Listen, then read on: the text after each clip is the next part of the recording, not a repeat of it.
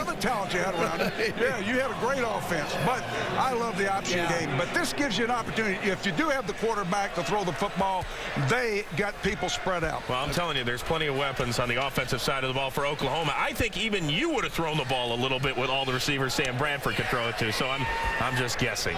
Now we got a few more points coming your way from Jimmy Johnson and Barry Switzer, but time right now to On America with the playing of the national anthem.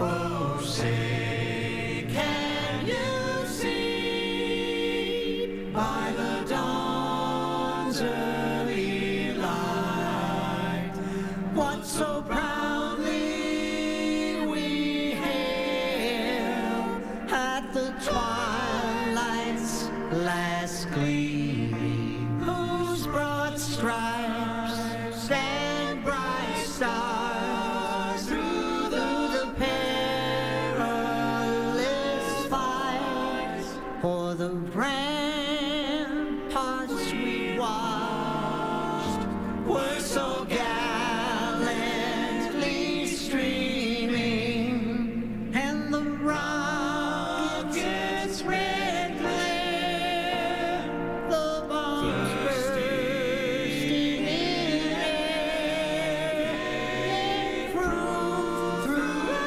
the night, that our flag was still there. Oh, say, does that star-spangled banner yet wave o'er the land of the brave, the free, and the home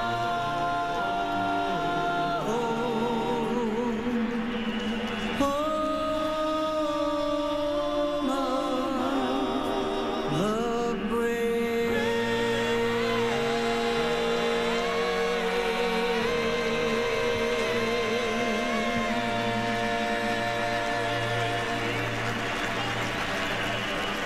That little guy's so excited, he doesn't even want to take his seat quite yet. I understand that. All right, guys, it is prediction time. Barry Switzer, I'm going to ask the obvious. Who do you like? I like Oklahoma, but I tell you what, the players they've lost concerns me. It really does. Jimmy? Yeah, I think Oklahoma. I just don't know that West Virginia has enough offense throwing the football to stay with this Oklahoma team. All right. Well, Jimmy and Barry, we will get your thoughts on the first half. We will see you again at the Southwest Airlines halftime show. But coming up next, it is game time. Matt Vasgersian, Pat Hayden, Terry Donahue, Laura Oakland will have the call of West Virginia and Oklahoma. The Tostitos Fiesta Bowl live from Glendale, Arizona. Next on Fox. The Built Ford Tough BCS pregame show on Fox is sponsored by Southwest Airlines. With Southwest Airlines' convenient nonstop flights, it's like having your own company plane.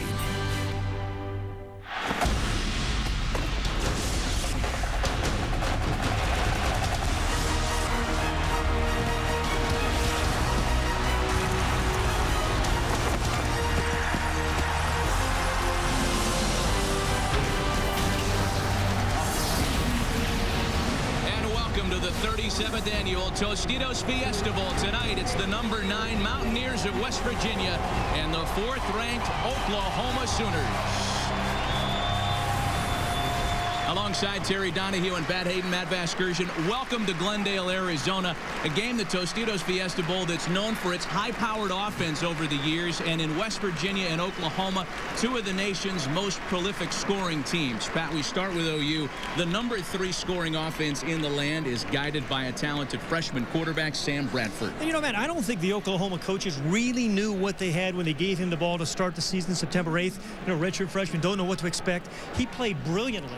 34 touchdown passes on the year, set a freshman record with touchdown passes in 34, was incredibly efficient, led the nation in passing efficiency, didn't get sacked much, only 11 sacks, protected the ball with just 7 interceptions, and I think, kind of managed the game much higher than a freshman you would expect. And if that's not too good to be true, he has a 4.0 GPA and made the Big 12 all-academic team. Well, for West Virginia, it has been an eventful month in Morgantown. They don't come here with quite as much energy as the Sooners do. They lose their regular season finale, lose a chance at the national championship game. They lose their head coach to Michigan.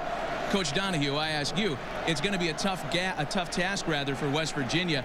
Interim coach Bill Stewart, however, does still have 2 of the most exciting players in the country, in Pat White and Steve Slaton. Well, no question about it. West Virginia is built for speed, and more speed. Pat White, the quarterback, is a phenomenal athlete.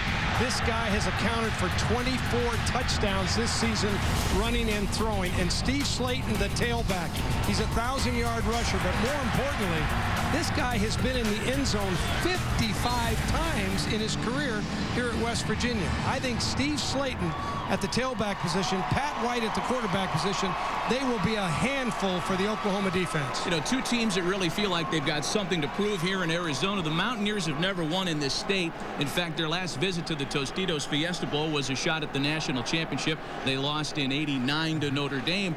And for Oklahoma, who could forget the marriage proposals and the Statue of Liberty of last year? They want to get past that as well. Yeah, they've been tired of seeing that replay over and over again, and they've lost 3 straight BCS games. But they are playing the last part of the season. Oklahoma was playing as well as anybody in the country. Blowouts have been something of a reluctant theme in the bowl season this year. There was a lopsided score yesterday in the All-State Sugar Bowl. Today, you've got 2 offenses, Coach, that can really run with each other. Well, I think it's important for West Virginia that they play even early in the game. If they get way behind, they're not a very good throwing team. They are a running team.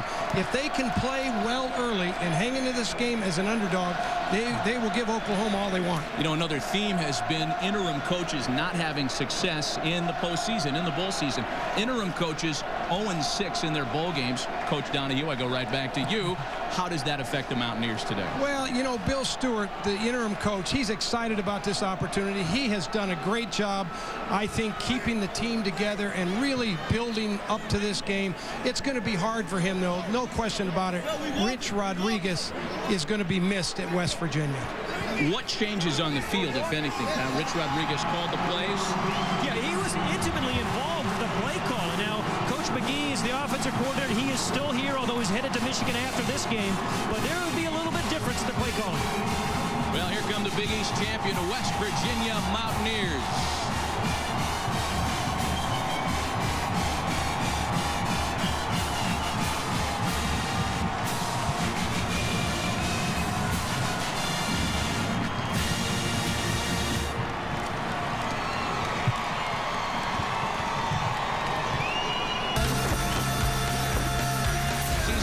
Rodriquez 4-0. A loss to South Florida set them back, but their national championship hopes were still alive with a string of victories over ranked teams.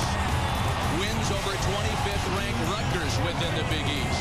Number 22 Cincinnati and number 20 Connecticut to win another Big East title had them looking at a chance for the BCS National Championship. But a loss in the backyard brawl as big favorites to Pitt in the series finale cost them that chance, sends them here to the Tostitos Fiesta Bowl, a game they're happy to be in. And now the Big 12 champs, the Oklahoma Sooners.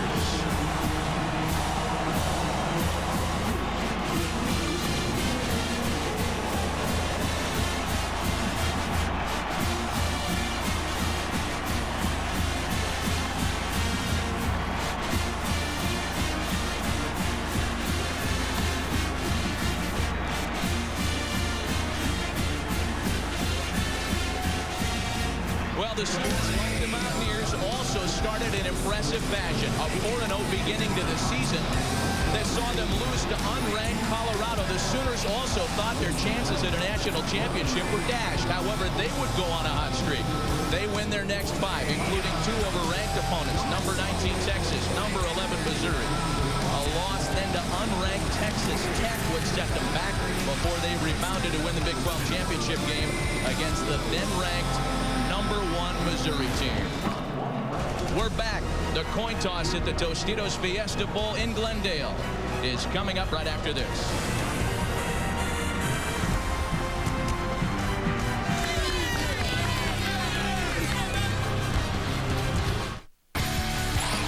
Virginia Tech, Kansas.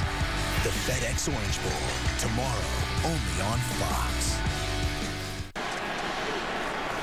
And we welcome you back to University of Phoenix Stadium in Glendale, Arizona, alongside Pat Hayden and Terry Donahue, Matt Vasgersian. We send it down to the field, and our SEC crew referee Congratulations, Steve Shaw with gentlemen, the coin being toss. here. We have a special coin tonight. The Fiesta Bowl logo is heads. The team logo is tails. Mr. Mark Grace is going to toss our coin. No. Before you toss, you're the visitor. You're going to call heads. All right, West Virginia's call head. Mr. Grace, flip our coin. West Virginia called heads. It is a tails. Oklahoma, you want to toss? You want to receive. He's going to receive. Which goal do you want to defend? West Virginia, sir. Go touch the ball. Go touch it. You want to kick? All right, turn your backs over here. Gentlemen, turn your backs over here. Oklahoma. Oklahoma has won the toss and will receive. Gentlemen, shake hands. Let's have a great ball game. Bob Stoops' offense will go to work first. We're back with the opening kickoff from Arizona right after this.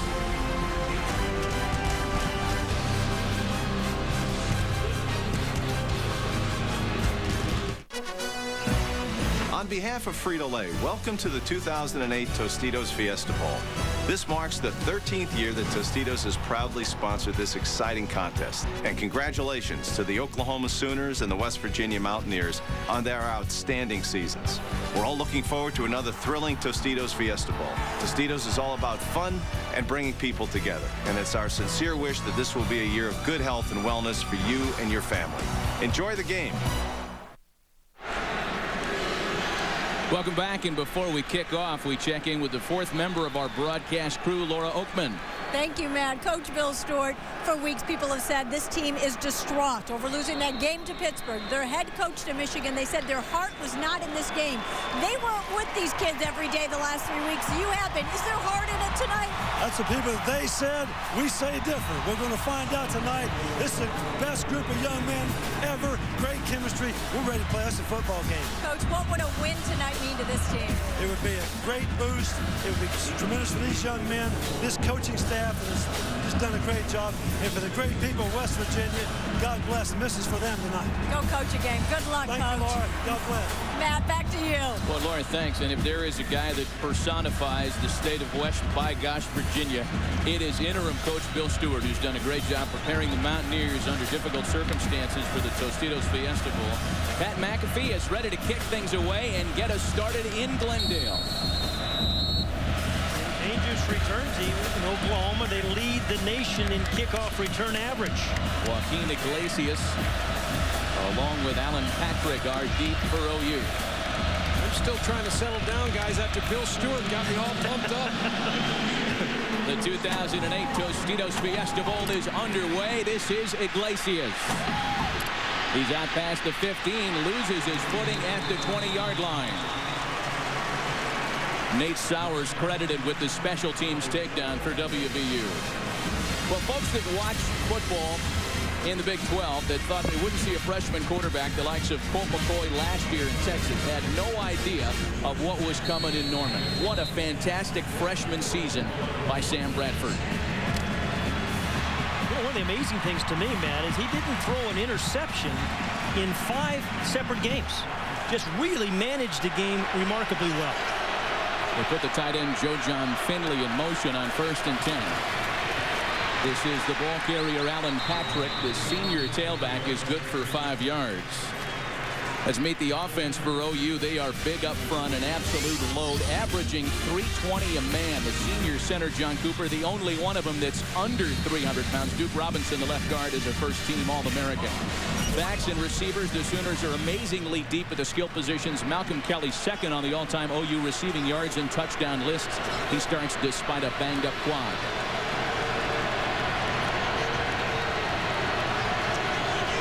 This is Iglesias in motion. Patrick once again. And Patrick pushes a pile before Mark Magro, the outstanding strong linebacker, can push him back. The Mountaineers defensive front. WVU plays an odd stack 3-3-5. Tough to do without a dominant nose tackle, which they have in all Big East first-teamer Keelan Dykes. The linebackers are led by Morgantown native senior Mark Magro. Reed Williams, another native West Virginian, having a great season in the middle. And in the secondary, Mundy and Wicks have really solidified what was a porous pass defense last year and made this WVU group one of the best pass defense teams in the country. Iglesias checks out for Dane Zaslaw, the fullback. And the handoff is to Patrick. And the WVU sidelines reacting as though he is too short. You know, West Virginia's defensive line is outweighed about 40 pounds a man against this OU offensive line. One of the things that West Virginia needs to do is to penetrate and move into gaps and try to make big plays in the backfield. That's exactly what they did there. That's a heck of a stop by West Virginia. So they'll measure the carry by Patrick. Mark Magro, the aforementioned Morgantown native, led the charge for the Mountaineers. But it looks like Patrick has enough for the first down. You know, guys, I go back, guys, even though they made the first down, that's good run defense by West Virginia against a very strong OU offensive line. You mentioned how big they are on the offensive line, man. The left side, I mean, the left side of their offensive line, 79 Phil Lodehold and 72 Duke Robinson. I mean, it's 700 pounds of offensive linemen just on the left side alone. So 1st and 10 for OU. Play fake. Manuel Johnson, the slot receiver, has the grab at the 32. And a few yards after the catch, he's taken down at the 34-yard line. Now, I just want to mention, I didn't see Malcolm Kelly in. He was kind of a question mark, kind of had a quad bruise. We kind of saw him limping around at practice the other day. I don't think Malcolm Kelly got the start. Quentin Chaney in his place. So we may see a lot more of Quentin Chaney and that man, number 1, Manuel Johnson. Well, if they don't have Malcolm Kelly, that'll be a factor because he's a big-bodied receiver at 6'4", 220 pounds. He creates mismatches when he gets outside against DBs. So here's his replacement right down here. That's Chaney. Zaslaw and Patrick in the backfield for OU. Bradford loses the football but bounces on it to recover. Reed Williams, the inside linebacker, number 47, got right there, Matt. I mean, this 3-3-5 defense, they can rush 8, they can maybe sometimes rush 3. This time it's the linebacker, their leading tackler. Perfect time. A little unlucky, didn't get the ball. Remember, this is a team in Oklahoma that's only been sacked 11 times all year. Great pressure that time by Williams. I'll go back to Bill Stewart's comment. He's got his team ready to play. Yeah, you can see the intensity. I thought there was going to be a coaching change hangover, but in this early defensive series, they look pretty good. OU has been outstanding on 3rd down this year. A 4-receiver set. Somebody has his meat hook into Sam Bradford, and down he goes, Johnny Dingle. Yeah, he was held besides that too, Matt. I do see a flag on the far side, but Johnny Dingle, we were talking to Jeff Castile, the defensive coordinator the other day, said this is a key player for us on passing downs. 9th sack of the year for him. Holding, number 79 on the offense. That penalty is declined. It will be 4th down. And not only was he held, I mean, not only to get the sack, he was also held as well. Well, you're talking about Phil Lodehold, the left tackle, number 79. He's 352 pounds. Johnny Dingle's 270, but he just beat him with a speed rush outside. The big tackle just couldn't handle it. So Mike Nall, a Scottsdale, Arizona native, whose father works on the Tostitos Fiesta Bowl committee, in fact, as a life member. He's on to punt it away for OU. Von Rivers is deep for the Mountaineers.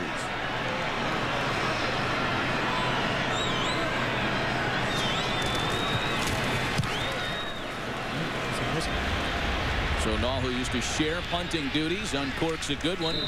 And Rivers is forced to fair catch at the 29. We'll get our first look at the Mountaineers offense when we come back.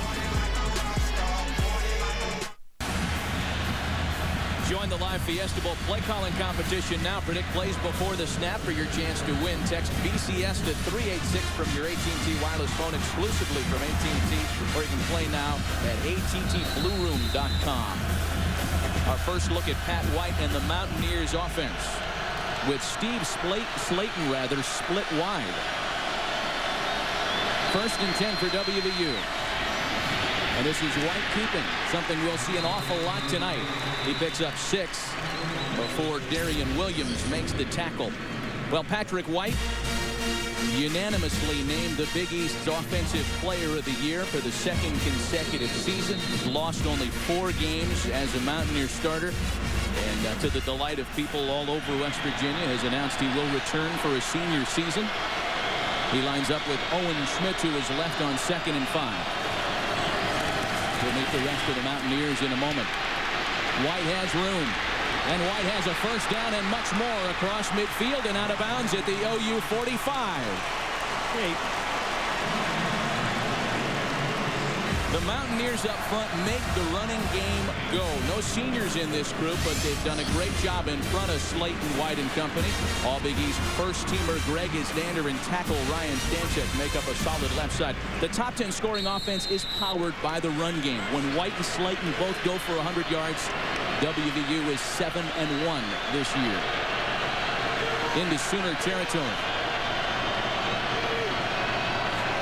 First and 10. This is Schmidt, the Morgantown Colt hero, gets to the 40-yard line. Quickly, we meet the Sooners defensively. Senior Stephen Coleman starts in place of DeMarcus Granger in the middle. The pass rush comes from sophomore Austin English. 9.5 sacks, led the Big 12. The linebackers, Curtis Lofton, the Big 12 Defensive Player of the Year. Bob Stoops told us he's the best he's ever had as a head coach. And in the secondary, this might be Oklahoma's Achilles heel without starters Lindy Holmes and Reggie Smith. Darian Williams and redshirt freshman Dominique Franks get starts today. Yeah, Franks is really their 4th corner. High snap. This is Pat White. Another West Virginia first down. You know, Terry, they seem much more up-tempo this game. You know, Bill Stewart, their interim head coach, said they wanted to play with a little bit more speed and pace. They have 3 different tempos they play with, but this is a very upbeat tempo in this opening drive. Right now, the offense is executing extremely well. Pat White is hurting Oklahoma with his legs. That's what he does. This guy can throw the ball. He hits 68%, but he hurts you with his legs as much as anything. No active QB has run for more yards in the last 3 seasons. White will look to throw it, and a ball that's underthrown. Intended for Tito Gonzalez. That was not a good throw, but he did. As you mentioned, he had his best season as a passer by a long shot, did Pat White. And, you know, Terry, you measure quarterbacks, what, by winning, right? No question about it. 25-4 as a starter. This guy's so hard to get a fence around. This is where he's best, in the shotgun. The last pass was underneath the center, dropping back. That's not where he really hurts you. Put him in the shotgun and let him use his legs and his arm. He's in the shotgun on 2nd and 10. Avoids the pass rush and dumps it off to Slaton. Slaton gets it to the 32, back to the original line of scrimmage before being stopped by Jeremy Beal, the redshirt freshman. Guys, let's get a look at our Dodge keys to the game tonight. Well, for West Virginia, they've got to hang on to the ball. They've lost 2 football games where they've turned it over 9 times. If they just secure the football and attack the Oklahoma secondary that is weak tonight because 2 starters are gone, they've got a chance if they can hang in there early. The Mountaineers also very good on 3rd down conversions this year, 49%. That's a top 10 figure in the nation. White deep, and another one just off target, intended for West Lions. And a flag on the play. This was on the other side of the field. Well, Terry, because of your filibuster, let me get into the Oklahoma keys to the game now. I mean, Curtis Lofton, the outstanding All-American middle linebacker for Oklahoma, really shut down that inside run. You always think about West Virginia, the outside. Then take care of Sam Bradford, only 11 sacks on the year, and be patient with the run. There's a key guy for the Oklahoma defense, number 40, Curtis Lofton.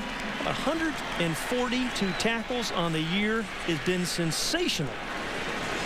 Well, and when you think about it, Lewis Baker, the next tackler on the team's got 85. What's the difference? I'm not sure. A lot. I went to UCLA. A lot. The penalty, by the way, was for an illegal formation call, and it's declined by OU. 4th and 8, and look at this, guys. West Virginia keeps the offense on the field. And we got another whistle. Timeout, Oklahoma. That's their first. The Sooners take a timeout. Underway in Glendale. The Tostitos Fiesta Bowl on Fox is sponsored by Bud Light. Endless refreshment from start to finish. Bud Light keeps it coming.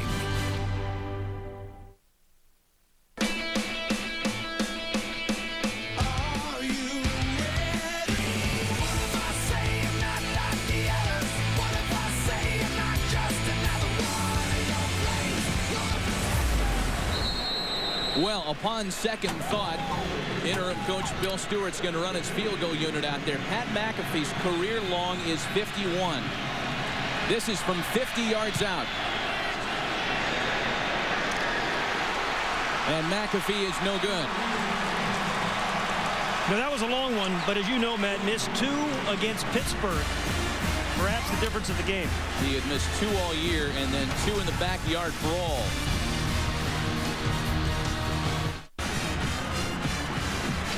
These aerials brought to you by Bud Light. Endless refreshment from start to finish. Bud Light keeps it coming.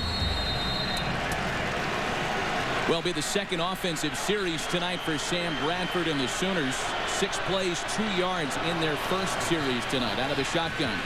And with Dingle coming hard, it's incomplete. But blowing each other up. I'll tell you, we talked about Sam Bradford. He's only had 11 sacks on the year, but that's only part of it. You don't have to sack the quarterback to affect the throw, right, Terry? Just get some guys in his face, make him uncomfortable. No question about it. Don't let him get his feet set. Yeah. And certainly Johnny Dingle and company, so far in this game, they've done that at West Virginia. They've brought enough heat to just kind of disrupt him a little bit. Don't give him his rhythm. You're right. Johnny Dingle right up there now. He's the guy that's really going after the quarterback.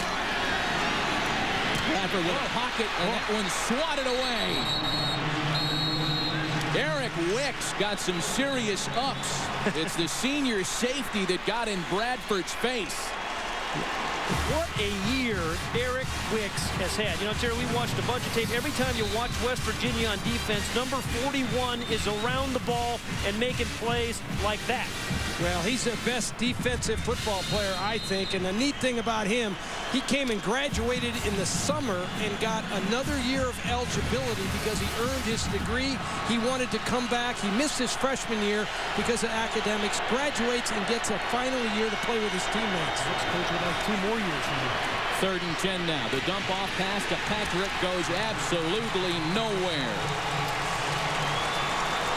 Right now, guys, I can tell you from being in a lot of bowl games, the emotion, the quickness, and the spirit of West Virginia right now is controlling the tempo of the game. Oklahoma doesn't have the same giddy-up in their step that the West Virginia players do. A surprise to me, though. I mean, they said all week, hey, we heard so much about the Boise State upset last year, losing 3 straight BCS. I expected Oklahoma really to be on fire early. So once again, Mike Nolan, the punting unit on the field for OU. How about us for being liars? We go on the air and talk about the big offenses on the field tonight. Flag on the punt. Rivers lets it check up. Well, West Virginia's coming after them on the punts. They're coming after them when they try to throw the ball. Right now, I'll tell you, West Virginia's just turning it loose, playing with reckless abandon. Ready to move to Morgantown, it sounds like. No. I hear there's a vacancy there. Yeah, but I can tell you this, boys, when you start in these bowl games, how you start as an underdog is really important. You don't want a team like OU that's heavily favored to come out here and start steamrolling you because you don't believe you can win. How did you prepare a team? I mean, you won 8 straight bowl games, and that long layoff. How'd you prepare a team? I think every coach has a formula. Trial and error. You go into bowl games, you try this, you try that, but eventually... Offsides, number 6 on the defense. The penalty will be enforced at the previous spot. will repeat fourth down. Eventually, you get your formula, and it works for you. You know, Bobby Bowden, Joe Paterno, those guys have their formula. That's why they've won so many games. That's why we won 8 at UCLA. So Bill Stewart told us in our meetings with him the other day, boys, I promise you, I ain't going to leave a single bullet in the holster. Yeah. And I believe he's right, yeah. So far, I promise he's going after the punt. He's going after the quarterback. He's not leaving a single bullet. What a guy of integrity. You know, he doesn't know whether he's going to have a job at West Virginia. Didn't know having a job at all next year, and yet he's out here coaching his heart out, and he's kind of trying to keep the recruits at bay. He's a refreshing story in this day and age of Bobby Petrinos and Nick Sabans and those stories taking over. There are a lot of Bill Stewarts out there at the collegiate level as well. Rivers from the 32. He's got a seam right up center field. Across midfield. There goes Vaughn Rivers. He's never taken one back to the house, and he's tackled at the 22. Demario Pleasant saved a touchdown for the Sooners. Well, he led the Big East in punt returns with plays like that. Averaged about, 11 yards a punt return, but on the biggest stage, biggest moment, and for Mountaineer players, they told us the biggest game they've ever played. Vaughn Rivers, great punt return for Bill Stewart, who coaches special teams. Wow. All I can tell you is that you talk about a punt returner, you got to make one guy miss. Yeah, first guy. Yeah, he made 3 guys miss. I mean, he really did. He just made people, you know, he has great avoid. He just made 3 guys miss and took the ball down to the 22-yard line. Well, the senior captain from Pittsburgh gives the Mountaineers great field position at the OU 22-yard line. 1st and 10 for Pat White and company. They fake the handoff to Slaton. White keeps. He's across the 20-yard line. A nice block that time by Ryan Stanchek, number 62, the left guard, All-American, 3-year starter. You know, Bill Stewart was saying to us about Ryan Stanchek, you know, he'll gnaw your leg off if he has to. And he can punch you in the chest where you feel hurts. it through your whole body. I do. He's right down here, left tackle. Guy is a strong tackle. High snap. This is Slaton trying to get around the left side, rather. Nothing doing there as Darian Williams came in from safety. The senior out of Mesquite, Texas, makes the tackle for a loss. Notice by the absence of calling his name so far is Curtis Lofton on defense, right, for the Sooners, the guy who came in with 142 tackles. And you know there are some technical absences as well for OU, as you heard the guys talk about during the pregame show. Lindy Holmes, Reggie Smith, DeMarcus Granger, all big cogs in the defensive machine for the Sooners. None of them are in uniform tonight.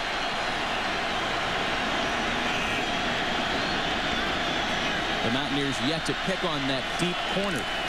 Let's see if they try it here. Instead, it's a dump off over the middle that Slaton can't hang on to. DJ Wolf had him covered for OU. Actually, the second leading receiver for the Mountaineers with 25. Well, he's not getting right up immediately either. They need him to stay in this ball game. But you know, in the 2 games they lost, carried a total of 22 times. Just didn't get the ball enough in those 2 losses. Yeah, I think, you know, when you look at the combination of Pat White at quarterback and Steve Slaton at tailback, that's what really makes him effective. This guy can find the end zone. 55 career touchdowns. I mean, that's a load for a guy in 3 years. You know, there's been a lot of discussion around Morgantown about Steve Slaton not being as productive this year as in 2006. The fact is, Owen Schmidt, Darius Raynaud, Pat White, they've distributed the offense a little bit more this year. Noel Devine, he's grabbing the right ham. Slaton is up and walking off the field very slowly here with 5:44 left in the opening quarter. And I think the West Virginia offense has become more quarterback-centric than it was a year ago. You know, he's had about 40 fewer touches this year than he did last year. You mentioned Bill Stewart being a West Virginia guy, born there, has a graduate degree from West Virginia. Well, on 4th and 9, they won't debate whether or not to run the field goal unit out there. It will be Pat McAfee to attempt this 38-yarder. We mentioned he had missed only twice all year before 2 crucial misses in the backyard brawl. He was no good from 50 to start tonight. But the animated kicker is good from 38 yards away, and the Mountaineers crack the scoreboard first in Glendale. The Tostitos Fiesta Bowl is sponsored by Dodge. Live to the fullest. Dodge. Grab life. By Southwest Airlines. With Southwest Airlines' convenient nonstop flights, it's like having your own company plane. And by Tostitos. Free the fun.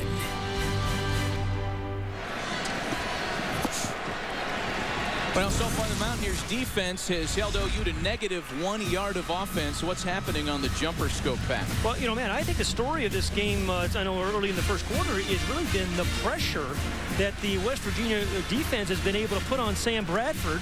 And what happens? On the backside of that, J.T. Thomas, who's playing kind of a nickel linebacker, because of all the pressure, the ball has to come out a little bit earlier than he wanted, reads the screen, and makes the play. So good pass rush leads to good coverage. Well, the neat thing, J.T. Thomas, he isn't in the too deep on the depth chart. What depth chart did you get? I have it. No, you don't. Depth chart. No, that guy's coming off the bench and playing for him. It's a deep team. Got to get the third down. I love that when the third stringers are making plays like that. After the Mountaineer field goal, Alan Patrick runs into a wall and then bounces right off it. There goes Alan Patrick across midfield. Patrick at the 25, the 15, and taken down inside the 10 by John Holmes. Alan Patrick. A 73-yard kickoff return. You know, Terry, I think bowl games are a lot like opening games. You never know what to expect and where the big play is going to come. But oftentimes in opening games and in bowl games, they're in special teams. West Virginia had a big punt return, because it's hard to practice full speed these things, and then a terrific return by Alan Patrick, who's been a great special teams player for the Sooners all year. Well, as you said earlier, Oklahoma leads the country in kickoff returns. DeMarco Murray's done most of it. He's not even in the game tonight. A career-long kick return for Patrick, and the longest in OU Bowl history. Ooh, he was up last night. This is Chris Brown, and Brown is dragged down from behind. He gained maybe a yard. Well, this will be important for West Virginia here to be able to get a stop, give up 3 points as opposed to a touchdown here. They've played so well on defense. Certainly their coverage team there broke down, but their defensive football team thus far in the game has been a real factor in terms of their quickness, intensity, and ability to make big plays. Well, Patrick gets a well-deserved blow here on 2nd and goal. Chris Brown stays in. Brown didn't get a lot of carries early in the season, but has made out a great backfield along with Patrick. They run him down here. Great pursuit by the free safety, Ryan Mundy, and there's a flag on the play. You know, Oklahoma tried to outflank West Virginia. Matt, you see that? They had those 3 big tight ends lined up on the right, trying to outflank the West Virginia defense. They pitch it wide right, but still great penetration by that quick defense. Yeah, all those white shirts just flew to the ball there. We're talking about tight ends. Oklahoma has got 3 really good ones. Joe John Finley, who's the captain, and Jermaine Gresham. Illegal block in the back. Number 18 on the offense. That'll be a 10-yard penalty from the previous spot. Repeat, 2nd down. Like I said, 3 great tight ends, some of whom commit penalties from time to time. That's okay. Jermaine Gresham, as a tight end, has caught 11 touchdown passes this year as a tight end. Every 3 catches. Incredible. Well, and when you put him outside and flank him, you can see the clip right there. Yep. It's a good call by the officials. When you put him outside and match him on a defensive backs, 5'10", 5'11", somewhere in that range. This guy is so physical and big at 6'6" and 263. It's a mismatch. Look who just came into the game. Oh, Malcolm Kelly, who they like down here, down to the bottom of the screen. The penalty marches him back to 2nd and goal from the 20. Bradford throwing end zone overthrown, intended for Iglesias. You know, right now, guys, my observation is that Sam Bradford has gotten off to kind of a rough start. They've put a lot of heat on him. He's been disrupted a little bit, and we talked about his accuracy coming into this game, hitting 70% of his passes and all that sort of thing. And he's a great redshirt freshman quarterback. But this is a big bowl game, and they've disrupted him a little bit in the opening part of this game. Not what folks were looking for the man that Bob Stoops nicknamed the Big Easy. 3rd and goal from the 20 once again. A play fake to Brown. Plenty of time this time for Bradford. End zone intercepted. Quentin Andrews, the bandit safety. Well, You know, this 3-3-5 defense, a little awkward that West Virginia plays. Sometimes they rush 3, sometimes they rush 8. That time, 3 guys rushing, 8 guys in coverage. Throws it right to Quinton Andrews. This was, you know, Sam Bradford, you just has made great decisions all year, but today, that's a poor decision. What, 3, 4 white jerseys around the receiver?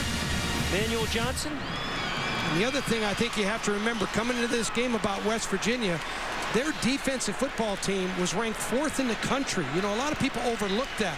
Only Ohio State, LSU, and USC. I hated to say it. I struggled to get it out. But only those guys were ranked ahead of them. Boy, all that after a 73-yard kick return. The hand up the middle is by Noel Devine. Devine, the freshman, who led the Big East this year with an average of 8.6 yards per carry. Again, Slaton went down in the Mountaineers' last possession, so it's Devine in the backfield.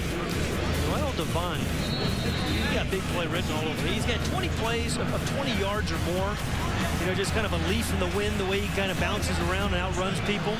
He's got great avoid. He'll make you miss now in open spaces.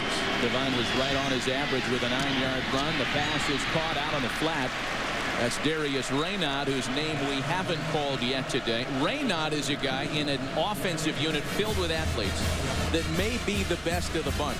5'10", 200 pounds. He squats almost 700 pounds and is an unbelievable physical player. He could squat the left side of Oklahoma's offensive line. Well, you know, we're talking about touchdowns. This guy has 11 for the Mountaineers. 11 touchdowns. 1st and 10. Again, it's Devine in the backfield for Slaton. Devine takes the handoff, bounces off a tackle, and makes maybe a yard of it before being grabbed down by DJ Wolf. And here, DJ Wolf, number 25 for the Sooners, playing strong safety. Senior from Lawton, Oklahoma. There's a smart guy. He was a running back, but there happened to be another running back with the name of Adrian Peterson. The coach put me on defense. Played a couple years at corner. First year at safety. Had a real nice season for the Sooners at strong safety.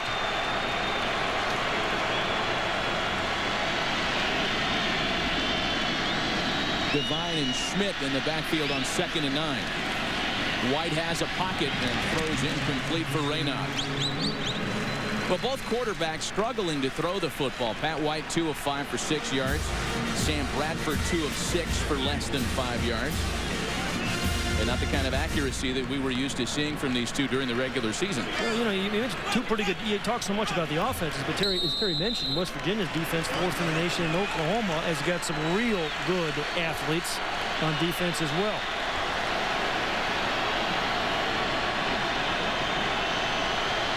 Third and 9. Comes with blitz. And with the empty backfield, here comes Patrick White. First down, Mountaineers across midfield. Dragged down by Curtis Lofton.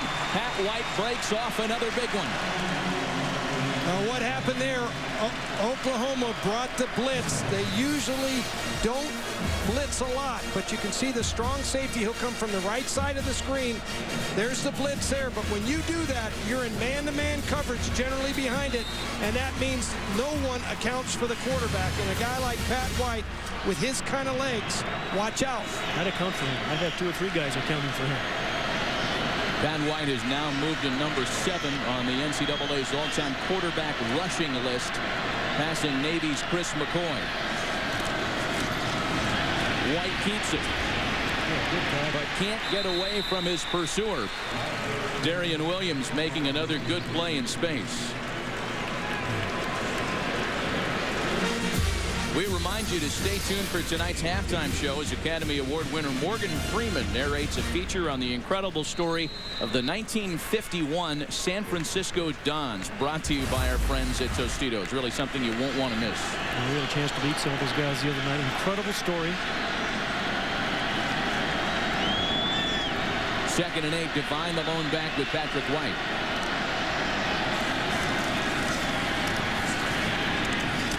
And White dumps it off to Devine. Another Mountaineers first down as he's wrapped up at the 31 by Dominique Franks, the redshirt freshman, a 13-yard pickup. You know, guys, this game is gone differently than I anticipated. Yeah, me too. And part of the reason, I think, as I watch it from up here, the quickness of West Virginia on both sides of the ball. You know, we said they were built for speed, and more speed. And they are. I mean, these guys can run on both sides of the ball. They have playmakers, and they have speed all over the field. Well, you know, Oklahoma's played 5 spread teams this year, but not any of them had a quarterback with the speed of Pat White. Play fake to Schmidt. White keeps it, and this time OU doesn't bite. Curtis Lofton leads the charge for the Sooners. Inside of a minute here in the opening quarter in Glendale. Yeah, you mentioned number 40 on the tackle, Curtis Lofton. Just an unbelievable year he has had at middle linebacker for the Sooners. One thing this offense makes you do, it makes you play discipline on defense. You got to account for the quarterback and everybody else. High snap. White has trouble with it, but is able to get it out to the freshman Jock Sanders, taken down at the 25. Those great looks are brought to you by the amazing DLP, the Amazing Picture Cam. DLP is the official HD TV of the BCS on Fox. DLP, it's amazing. It's the mirrors. How high is that over the player's head? What do you think, guys? You couldn't punt to it, Coach. No way? I don't think so. 27 feet, 4 inches. That'd be the kind of punt that would bring you out of retirement. That's how tall you'd like to be, Coach Hayden. 3rd and 4, and the pass is incomplete. Intended for Devine. Slipped right through his hands.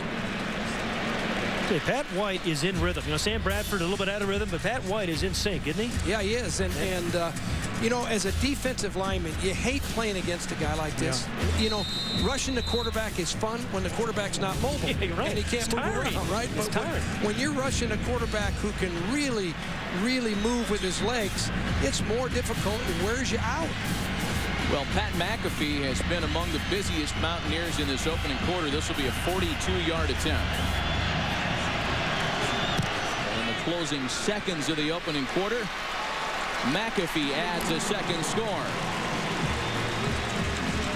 There's one excited interim head coach. 6-0 Mountaineers.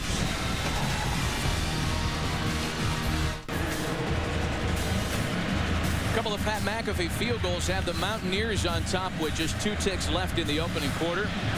Owen Schmidt, Steve Slaton and company moving the ball effectively. 93 yards of Mountaineer offense in the opening quarter. Joaquin Iglesias at the goal line for the Sooners. Iglesias is across midfield. Another big kickoff return for OU as Iglesias is wrapped up at the 38 by Boogie Allen. The end of the first quarter. Mountaineers on top. 6-0 West Virginia.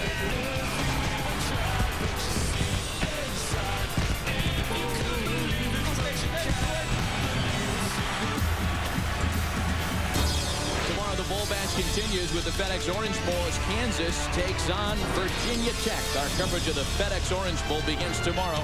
Join Kenny Albert, Daryl Johnston, and Coach Barry Alvarez at 7:30 Eastern, 4:30 Pacific in high definition right here on Fox.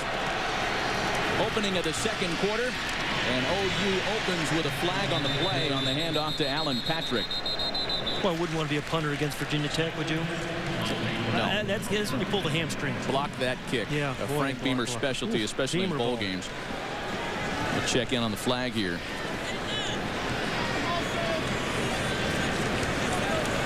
Holding, number 74 on the offense.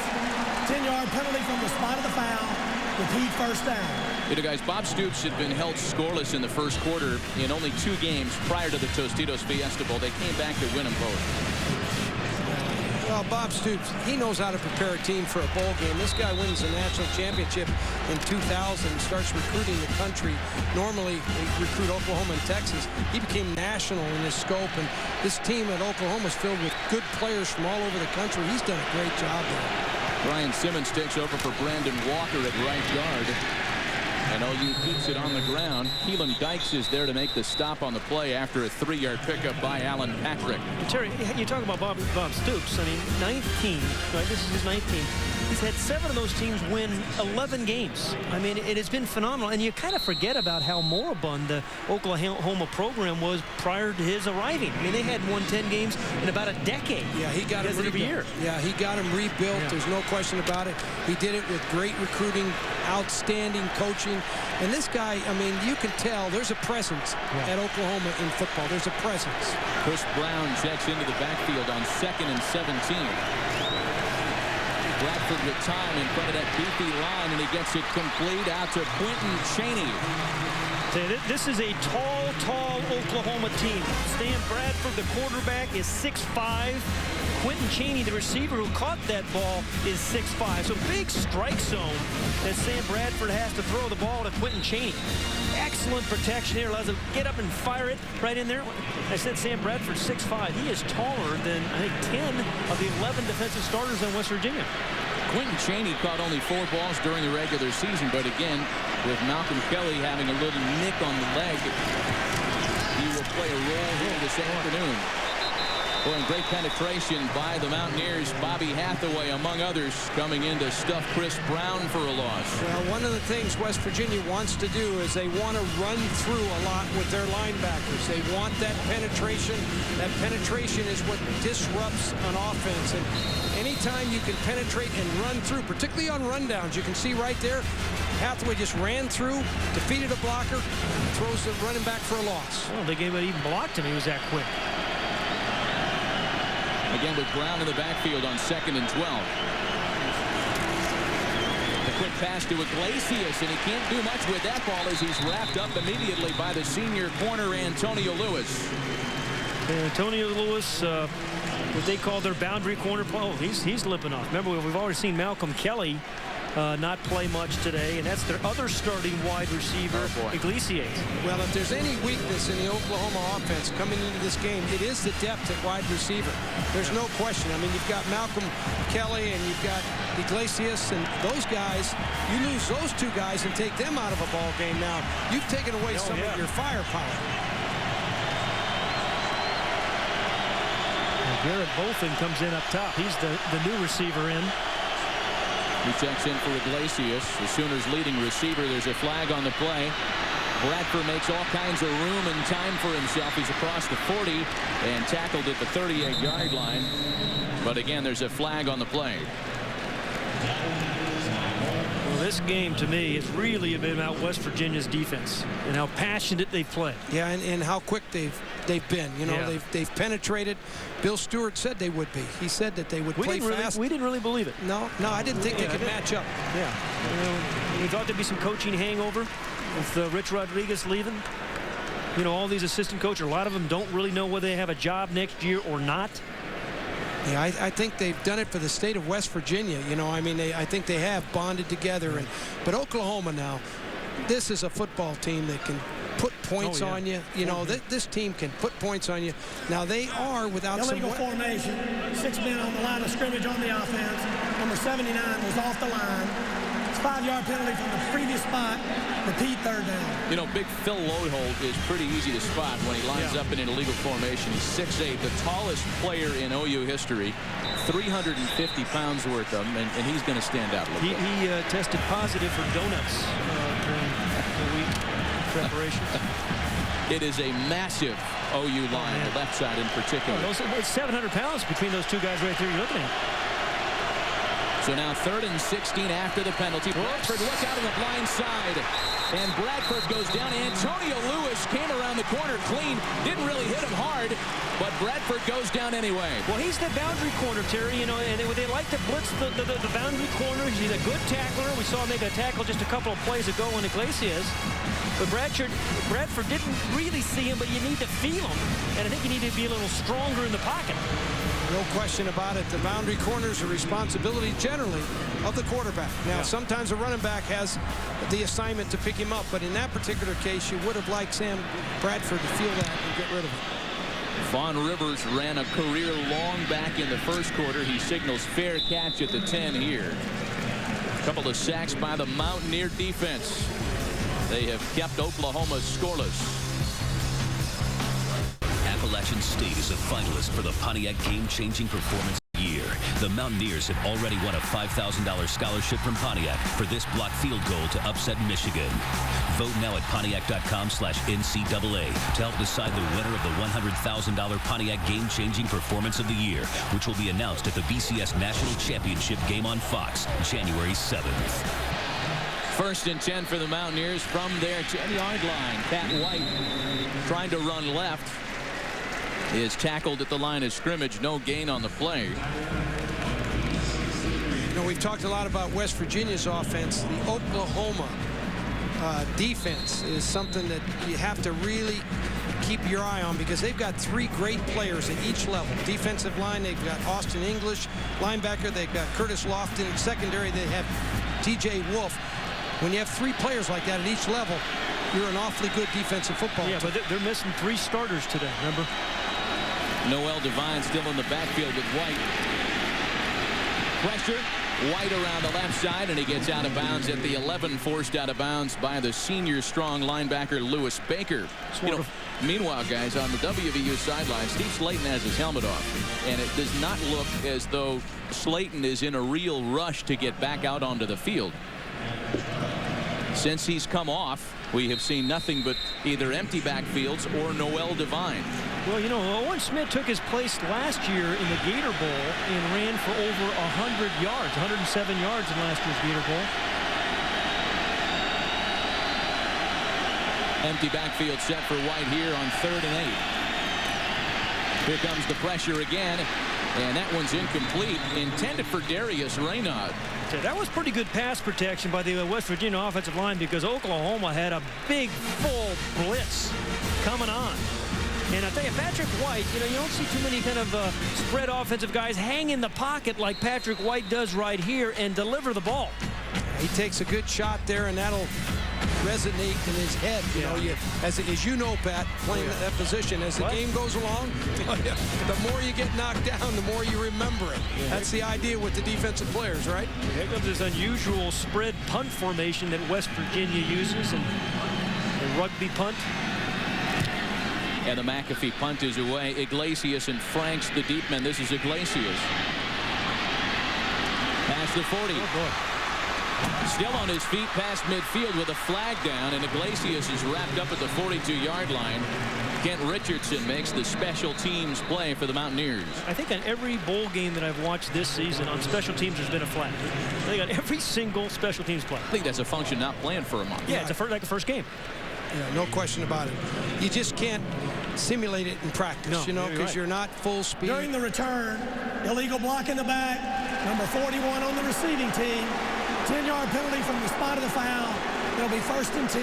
Well, this has been a problem a little bit for Oklahoma. They came in with 83 penalties on the season. The Tostitos Fiesta Bowl on Fox is sponsored by Pontiac, the first ever G8 from Pontiac, the official performance machine of the NCAA. 9:56 left in the half. 6-0 West Virginia. You know, guys, Oklahoma has trailed at the end of the first quarter in each of their last 5 bowl games, and they are 1-3 in such games. How does this bode, this slow start for Bradford in the offense, for OU the rest of the day? Well, you know, he's only 4 of 8. We came in saying he's completing, 70% of his passes, but really nothing big in the passing game. No downfield kind of plays. And I think the West Virginia front 3 have put an awful lot of pressure on Sam Bradford. He's not been comfortable. Well, and the other thing I would say is, who would have ever thought with, 9 minutes and 40 seconds left in the first half that Oklahoma, prior to that play, would have minus 11 yards rushing? I mean, I would have never, with that big offensive line and with, Alan Patrick and Chris Brown, who would have ever thought that? Patrick is good for a first down run, so 1st and 10 now. As OU moves the ball to the 38, the swing pass out of the backfield is caught by Jermaine Gresham, one of those big NFL-style tight ends, and a late hit out of bounds is going to make this an even bigger play for OU. It looked like Johnny Holmes came in late on the sidelines. Well, those are one of those stupid penalties.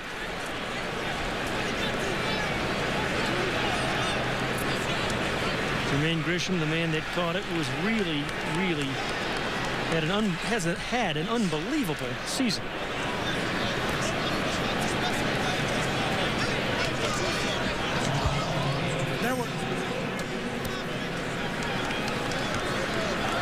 There were 2 fouls.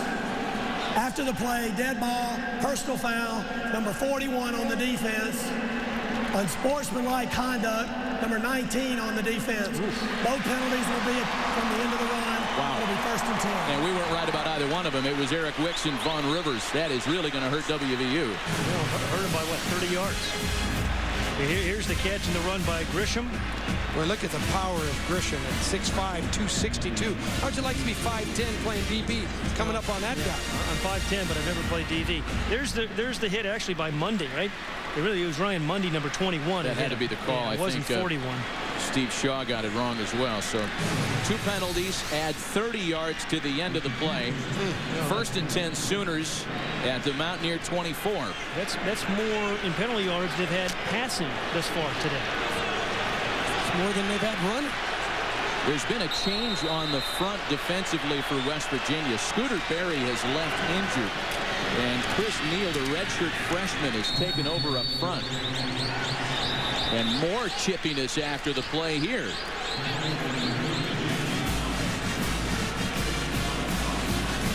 Well, the Mountaineers didn't need to do anything to give OU any momentum. No. Especially on the offensive side. You know, it's been a good defensive game, but I wouldn't really want to be a defensive coordinator preparing for either one of these teams. But Johnny Dingle, he's the talker, even by the Mountaineers' own admission. He's the guy that does a lot of the trash talking and the mouth running up front. But he plays pretty hard, too, Matt. I mean, he's already had 1 sack. He's putting a lot of pressure on Sam Bradford. 18 tackles for losses. You can chip a little bit. Yeah. 2nd and 9. They hand it to Patrick. And he's wrapped up at the 20 by Chris Neal, who again has just come on for West Virginia. You know, one thing, when you're West Virginia and you play a 3-3-5 defense, it's an unusual front. You know, a lot of teams don't see it. It's around the country a little bit, but not a lot. And what it allows you to do, it allows you to bring pressure from lots of different places. As you mentioned, Pat, you can rush 3, you can blitz 8, you can do a lot of different things. Now, Oklahoma's had plenty of time to prepare for the, you know, they've had a month to prepare for this front, but this front is causing them some issues. You can see the 3 down linemen right there and 3 linebackers. Nobody blocked one of them. Thomas comes free again, and Bradford had a target, but he and Iglesias have not been able to hook up today. It was J.T. Thomas, one of those, 5 defensive backs. He just came absolutely cleanly right from over here. Right off the edge. Yeah, nobody picked him up, and Sam Bradford, there's not much you can do there. You got to move and get rid of the ball. He almost had a completion, but he did a good job just getting away from the pressure and not taking a big sack. And that is not his thing. He's been sacked twice today. Coming into today's game, he was only sacked 11 times the entire season. So this West Virginia defensive game plan by Jeff Castillo, the defensive coordinator, has been magnificently executed. Garrett Hartley from 37 yards away. And Hartley is up and through. 30 of his last 33 over the past 2 seasons to put OU on the scoreboard in the 2nd quarter.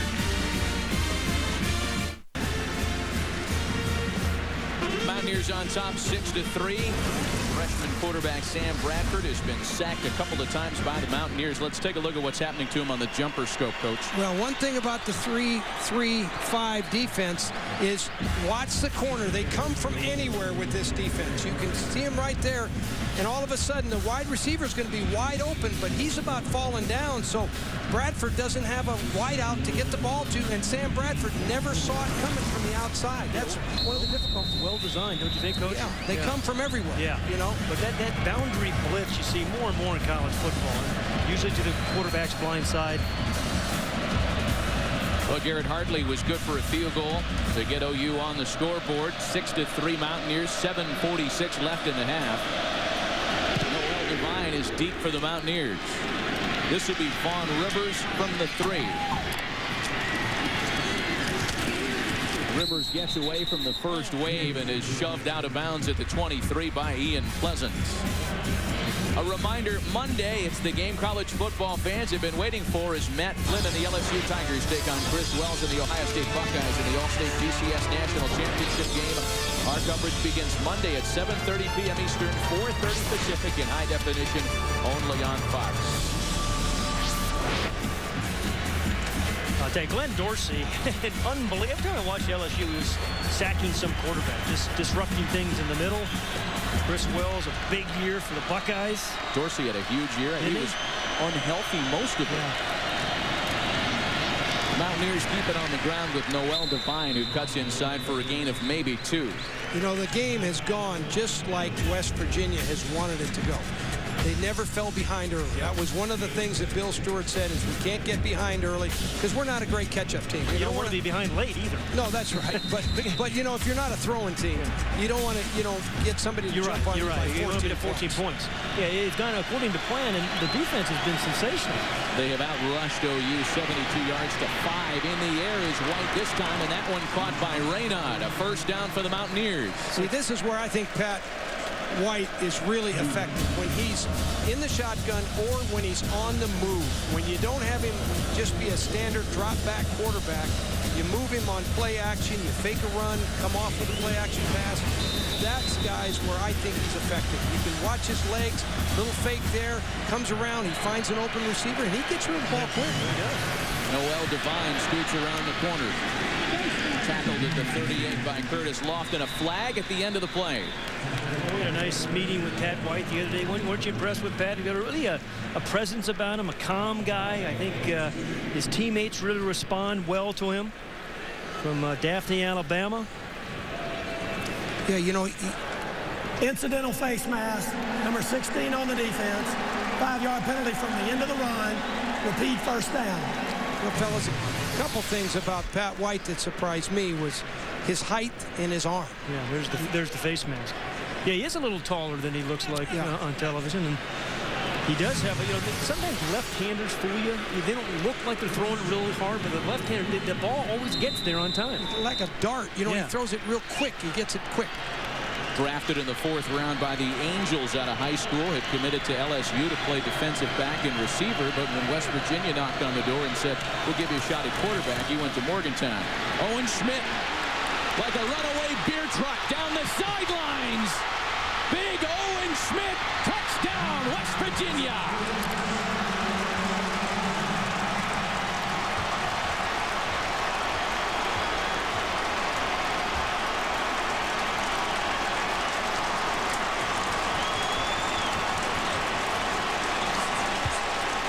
A career-long touchdown run for Owen Schmidt that also stands as the longest touchdown run in Tostitos Fiesta Bowl history. We talk about him being a great story and having a nice haircut, but he's a pretty doggone good football player too, Terry. No question about it. He comes into the game averaging 4.7 yards a carry. That play right there, that's going to help that out. It is. Your math is impeccable. The point after is good. Owen Schmidt, what Kevin Pittsnoggle was to the WVU hoop team a couple of years ago, Owen Schmidt is that guy on the gridiron.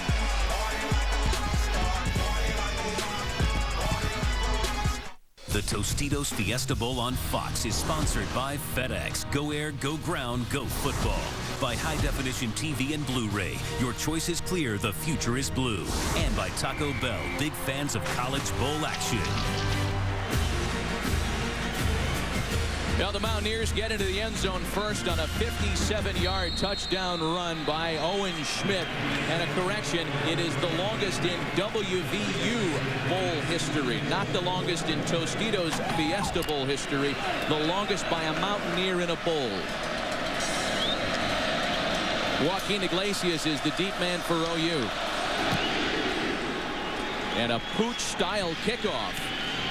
Joe-John Finley grabs it at the 25. And Finley will give the Sooners good field position as he's down at the 42. We check in on the sidelines with Laura Oakman. Guys, Owen Schmidt has gone from a walk-on to a legend. Fans have Schmidt signs all over the stands. They have shaved mohawks. They love him for his play and work ethic, telling almost full tales about him. Some are true, by the way. Owen has cracked 10 face masks, but some are not. He assures me he has never picked up a car and held it over his head, although fans love to say that one, guys. You're tempted to call him Rudy, and his story sounds like it, but he's too darn talented. Yeah. This is a guy that when he played at Division III Wisconsin River Falls, his head coach asked him not to practice because he was hurting his teammates. 1st and 10 for Bradford and the Sooners. On the play fake. The home run ball down the middle of the field, and it's caught inside the 15 by Quentin Chaney. Well, Quentin Chaney scored a touchdown in last year's Fiesta Bowl. Terry, you were talking about some of the depth earlier on this Oklahoma team, filling in for Malcolm Kelly, the guy who's really their big play receiver. Terrific protection. Boy, really good protection. Good pickup that time by Chris Brown. Yeah, and a great call by Bob Stoops and Kevin Wilson, the offensive coordinator. They go right at it. And you're right, Terry. I think about Oklahoma. They can play a couple different ways on offense. They can try to grind it out if they have to, but they've got big play capability all day long. 35 plays of 40 or more yards this year. This is Chris Brown between the tackles, and Brown is down at the 6. Back to Quentin Chaney with Malcolm Kelly a little dinged up. Iglesias got dinged up earlier. Chaney has his 2 longest career receptions in the first half of this Tostitos Fiesta Bowl today. 23 and now 45 yards. You see the graphic. 35 plays of 40-plus yards. So they can grind it out, or they can go over the top. And you're talking about a team that's been over 40 points 8 times this year. So you're talking about explosive team. Tackled for a loss. Chris Neal makes the penetration. Reed Williams came in to make the initial hit from middle linebacker. Reed Williams, their leading tackler with nearly 100. I go back to Bob Stoops right now. This is a tough situation for him. He's come out here. West Virginia has dominated the first half of play. But Bob Stoops, he's fighting against emotion, and that play call was a huge play call for him. So you got to look for Jermaine Grisham, the tight end, who's caught 11 of them this year. Down at the bottom. Yeah. 3rd and 4. Bradford looks into the end zone, and it's batted away, incomplete. Eric Wicks, the senior safety, got right in the passing lane. It was intended for Grisham for your play call, Pat. Absolutely. It's the right play call. Apparently, Jeff Castillo, the defensive coordinator, knows he's caught 11 touchdown passes as well. What a play on the ball by Eric Wicks. Yeah, and this ball's a little bit off target. Yeah, he has been all day. Bradford. There's no question. That ball was not really where it needed to be for Grisham to make that play. You take that big Chaney play out of the equation, and OU's passing offense has been totally shut down tonight. A 24-yard attempt by Garrett Hartley. He was good from 37 earlier. So the Sooners settle with 3. 13-6 Mountaineers.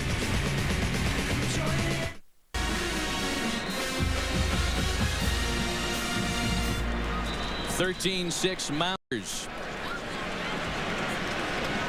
Your Tostitos game summary to this point. 4:50 left in the first half, and the kickers have been very active. In fact, 5 field goal attempts ties a Fiesta Bowl record set between Penn State and USC back in 1982. Garrett Hartley adding a couple. The only touchdown, the big 57-yard TD rumble by Owen Schmidt. And most recently, Hartley's second of 2, making it 13-6, 4:50 left in the half. You know what's amazing for me is that OU's very much in this game at 13-6. They've got 11 yards rushing to West Virginia's 131. Who would have thought that coming in? None of this has happened the way the experts thought it would happen as Noel Devine takes the kick back across the 15. Still dancing on the sidelines and hit at the 25-yard line by Ian Pleasant. Well, some of the great pictures tonight provided by the DLP Amazing Picture Cam. DLP, the official HD TV of the BCS on Fox. DLP, it's amazing. It's the mirrors. Yeah, Terry, I think you mentioned it earlier. I believe you did and should have. West Virginia, the 2 games they lost, they turned the ball over 9 times, but they have really protected the ball well tonight. So far, one of the keys to the game, Absolutely. Right? West Virginia protecting the football. That gives them a lot better chance against this OU defensive team.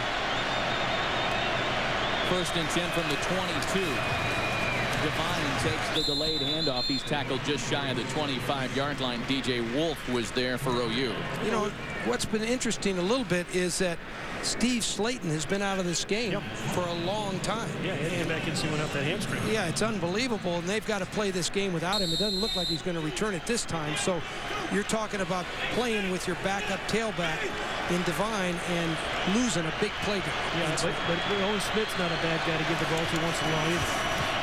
Quick pass to Devine. Across the 25, he can run. Noel Devine down the sideline. Cuts it inside and taken down from behind. Ball came out. They call it down. down. Corey Bennett stripped it clean from him, and it looks like DJ Wolf has recovered for OU. No, I think the linesman called it down.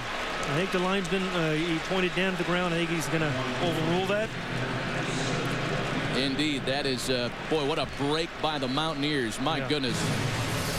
Let's have a look at the end of this. He is fast. Knees down, ball's in. It's not a fumble. Good call by the official. Yeah. He's right on it. Yeah, his knee was down. A call to 34-yard catch and run by Devine.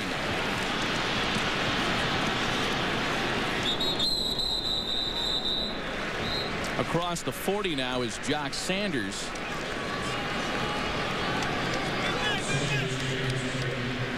Well, the clock stopped at 3:49 left here in the second quarter. Watch Pat White, the quarterback here. He hands the ball off, but watch him come out the back end of the defense. Right here, full speed right there.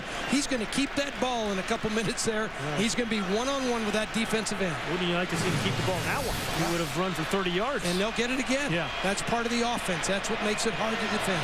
133 rushing yards by the Mountaineers so far in the first half. White will keep it himself this time, but nothing doing as Curtis Lofton, the Big 12's Defensive Player of the Year, was there on the tackle. Bob Stoops was talking about Curtis Lofton, and he said, they had some great linebackers at OU, but he said he's been the most productive linebacker we have ever had. Staggering. Oklahoma held, what, 6 teams to less than 67 yards rushing this year? Yeah, that stat is hard to believe, but there's a lot of football left here, and Bob Stoops has been in this situation before in his career. White pumps once, and now he breaks himself free. First down, Mountaineers, and maybe more. Their dynamic quarterback is out of bounds at the 24-yard line. Nick Harris was there to shove him out of bounds. A 15-yard gain by Pat White. Yeah, but Terry, Bob Stoops has not seen a quarterback run the spread like Pat White does, you know? The injury to Steve Slaton we saw in the first quarter, grabbed his right hamstring. Haven't seen him since. He's on the bike on the sideline. Will Devine and Owen Schmidt have picked up the slack quite well. First and 10 from the 24. Raynaud. And everybody stayed home for OU's secondary. Marcus Walker was there to make the tackle. You know, if you're Bob Stoops right now, you want to get out of this half, you want to get in that locker room, and you want to talk to this football team what you need to do to get back in this game and get control of the game. First thing you got to do is you got to crank up that offensive line and get them running the ball and protecting their quarterback. More than any group on the field, they've got to get it done when you're in this kind of a situation playing against such an emotional team. OU has 2 timeouts left. 2.5 minutes in the half. White keeps it. He's got a wide open Raynaud. Touchdown Mountaineers. Oh, that deceiving left-handed style. A 21-yard touchdown strike to Raynaud.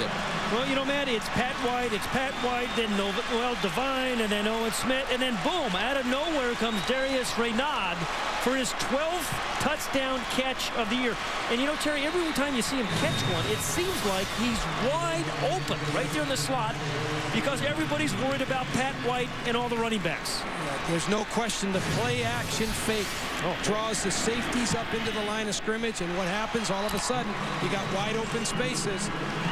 Darius Raynaud has caught 12 of West Virginia's 15 touchdown tosses this year.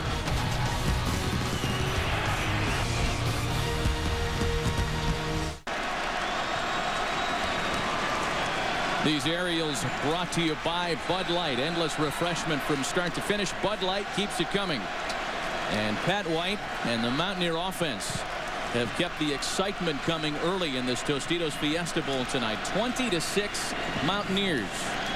You know, Matt, it's really time for Sam Bradford to respond to guys on the sideline. You know, it's easy to play quarterback when things are going well, but I think there are moments when quarterbacks really have to have those magical moments in games on the road or in bowl games. Things aren't going well, and Sam Bradford has 2.5 minutes and 2 timeouts remaining to get something going for the Sooners. But to do that, Pat, your offensive line's got to help you. You got to get protected, and you've got to be able to set your feet. Iglesias picks it up after a couple of bounces and is taken down at the 35. We check in with Laura Oakman. For anybody who thought this West Virginia team was not going to be into this game, I wish you all could see what I am watching. I honestly have never seen a sideline like this. They are high-fiving. They are chest bumping. They are hugging. There are guys literally standing up on the bench taking video. They have their cameras out taking video of the game right now. You know, it's amazing when we talked to the West Virginia players, including that man, Smith, Owen Smith, said this is the most important game I've ever played. Last game for Owen Smith, he said it didn't get any bigger or better or more important than today's game. Well, and you lose all, your teammates are leaving. This is it. You're in that locker room. It's an emotional affair in that locker room, saying goodbye to your teammates. It's a hard thing to do. So Bradford trying to answer. He finds Iglesias, who had to change directions to make the grab at the 40, a 4-yard gain. Oklahoma needs a catch and run. That was a kind of a thrown behind him. They need to get a receiver on the move a little bit earlier. They got Quentin Chaney down the field. Sam Bradford needs to throw it accurately, let a guy run after the catch. Again, OU with 2 timeouts left over the middle of the field. That one caught. Reed Williams makes the tackle on Joaquin Iglesias. Everybody's gone to the spread offense in college football. People are going to go to the 3-3-5 defense after this game. The first half of this game, that defensive football team is something else. Then when we were talking to Owen Smith, that haircut, he called it the business cut mohawk. If you wear a tie with that, he said. Right. The business cut. He's not going to need to go on any job interviews. No. There are people on Sundays licking their chops for him. He cleaned up the mohawk look from a few weeks ago. Big important down for Oklahoma right now. 3rd and 2. Bradford out of the shotgun. Here comes Morty Ivy on the blitz, and it's caught by Iglesias right at the marker. It'll depend on the spot as Antonio Lewis had him covered quickly. I think he looked like he marked it short of the first down marker. And if it's 3rd and 2, how do you run a 3rd and a 1.5-yard route, Terry? I know it wasn't called at 1.5 yards. Coming up on the Southwest Airlines halftime show, it's performances by the West Virginia and Oklahoma marching bands. Chris, Jimmy, and Barry will have first half analysis and a feature on the incredible story of the 1951 San Francisco Dons, narrated by Morgan Freeman, something you won't want to miss. Well, you can see it right there. 4th and 1. They keep the offense on the field. OU 7 of 16 on 4th downs this year, and they are stuck. Make it 7 of 17. And the story of the first half, this West Virginia defense trying to get into the locker rooms at halftime with all kinds of momentum. Outweighed, Terry, by what, 30 pounds up front? Actually 40. Yeah, well, add 10 to what I just said. But look how many white jerseys are in every single hole. Yeah, every gap's taken with this front, and one of the reasons, Pat, is the emotion and the quickness. And you know what? They've kept the emotion. Sometimes you have the emotion for the first series or two, Terry, but you lose it. But, boy, a lot of guys playing their last game. And, West Virginia has plenty of time. They have 3 timeouts in over a minute, and they're in Oklahoma Sooner territory. Yeah, I think they'll go for the quick strike here and try to really put a knockout punch on them. An opportunity to take a 3-touchdown lead into the locker rooms. Devine pitches it back. The pass, and flags are down all over the field. It was Brandon Hogan that threw that pass out to Darrell Jalla, but flags came in before that play even had a chance. Yeah, Marcus Walker was pass interference, but good play by Marcus Walker, because that could have been a touchdown. And he felt it, interfered. It's one of those times you say, good interference by Marcus Walker. There's such a thing as good pass interference, Terry. Is that an oxymoron? No, I think it was a good play when you get beat like that. You know what an oxymoron is? Pat, I know you're Rhodes Scholarship. Holding, number 24 on the defense, 10-yard penalty from the previous spot, automatic first down. That's a good hold by him. Let me finish my thought. I know you're a Rhodes Scholar, but you spell it R-O-A-D-S, right? I know. Take a look at the hold by Marcus Walker again. Yeah, Marcus Walker had a big interception last year against Boise State and ran it for a turn down. There's the hold. I think probably a smart play. Good play called by Calvin McGee going for the home run. Right, you called it.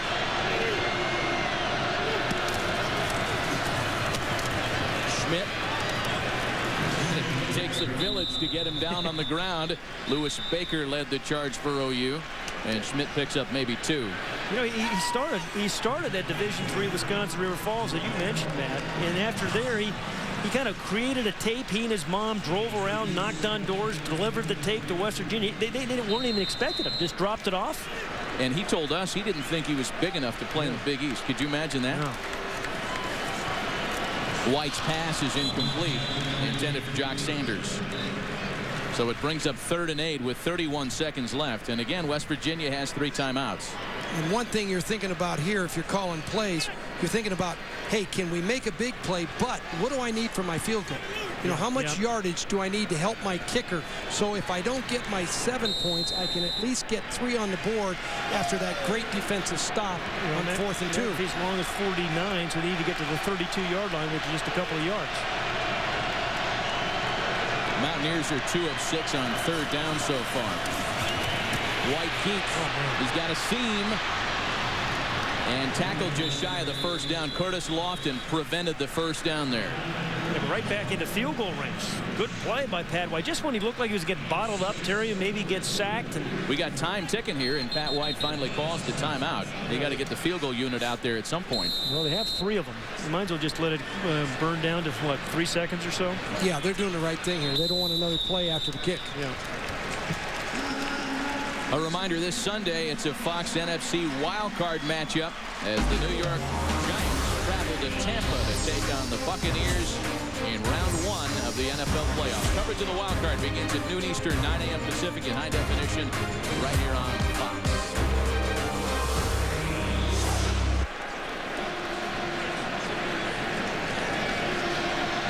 And as we start to think about NFL football over the weekend, Jeff Garcia completing passes at a higher percentage. Eli with more touchdown tosses and far more picks. Garcia has been so accurate this year. You're looking for at least a 2-to-1 touchdown interception ratio. But indeed, Jeff Garcia has been quite a story in the last 5 or 6 years. Another tough guy. Boy, he is tough. And I tell you, he has revamped Tampa Bay. You know, you talk about a Banty Rooster. He is a tough guy. How about if you're an Oklahoma fan, a blocked field goal? Yeah, you'd love a miss or a blocked field goal here. Just get something going into halftime. You think you're watching the FedEx Orange Bowl tomorrow with Frank Beaver, don't you? Yeah, exactly. And now OU will take a timeout. Not quite one of those tacky freezing the kicker timeouts that we seem to see on Saturdays and Sundays all of a sudden. But Bob Stoops wants to think this one through and talk to his defensive captains. This will be from 44 yards away for Pat McAfee, who is 2 of 3 so far. You know what's going to happen? Bob is going to go in that locker room. He's going to gather with his coaches and say, hey, boys, what's happening to us? What do we have to do to get back in this game and get our football team back on the field? Well, I'll tell you one thing. I mean, West Virginia gets the ball to start the second half. They need a really good defensive series to start the second half, Terry. Yeah, no question about that. That's right. And you have to figure out how can we move the ball offensively. We're going to have OU's going to have 100 yards of total offense in the first half. It's unbelievable. You know, it's unbelievable. So you got to figure out how we're going to get some yardage and create some enthusiasm. Big plays, as you know, that's the enthusiasm that generates a team. I'd ask Adrian Peterson to come back second half. Again, McAfee from 44 yards out, and that one is in fact blocked. Big play by the Sooners going into halftime. Important play for the Sooners and Bob Stoops. Well, the Crimson and Cream have something to smile about at halftime, but it's West by gosh Virginia with the halftime lead. Let's send it down to Chris Rose in the Southwest Airlines halftime show. All right, Matt, thank you very much. Coming up next on the Southwest Airlines halftime show, I'll be rejoined by Jimmy Johnson and Barry Switzer for their first half analysis. We'll hear from both school marching bands and have the amazing story of the 1951 University of San Francisco Dons as told by Morgan Freeman. That's when we come back to the Tostitos Fiesta Bowl. Welcome to the Southwest Airlines halftime show on Fox. Jimmy Johnson and Barry Switzer with their first half analysis coming up in just a bit. But first, enjoy the sights and sounds of the University of West Virginia Marching Band.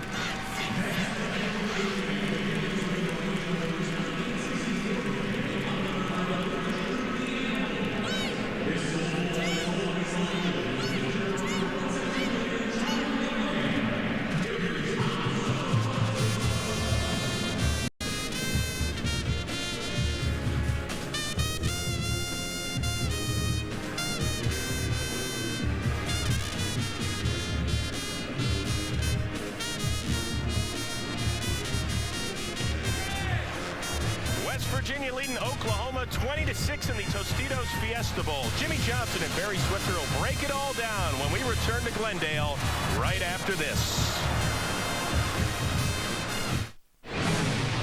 Welcome to the Southwest Airlines Halftime Show on Fox.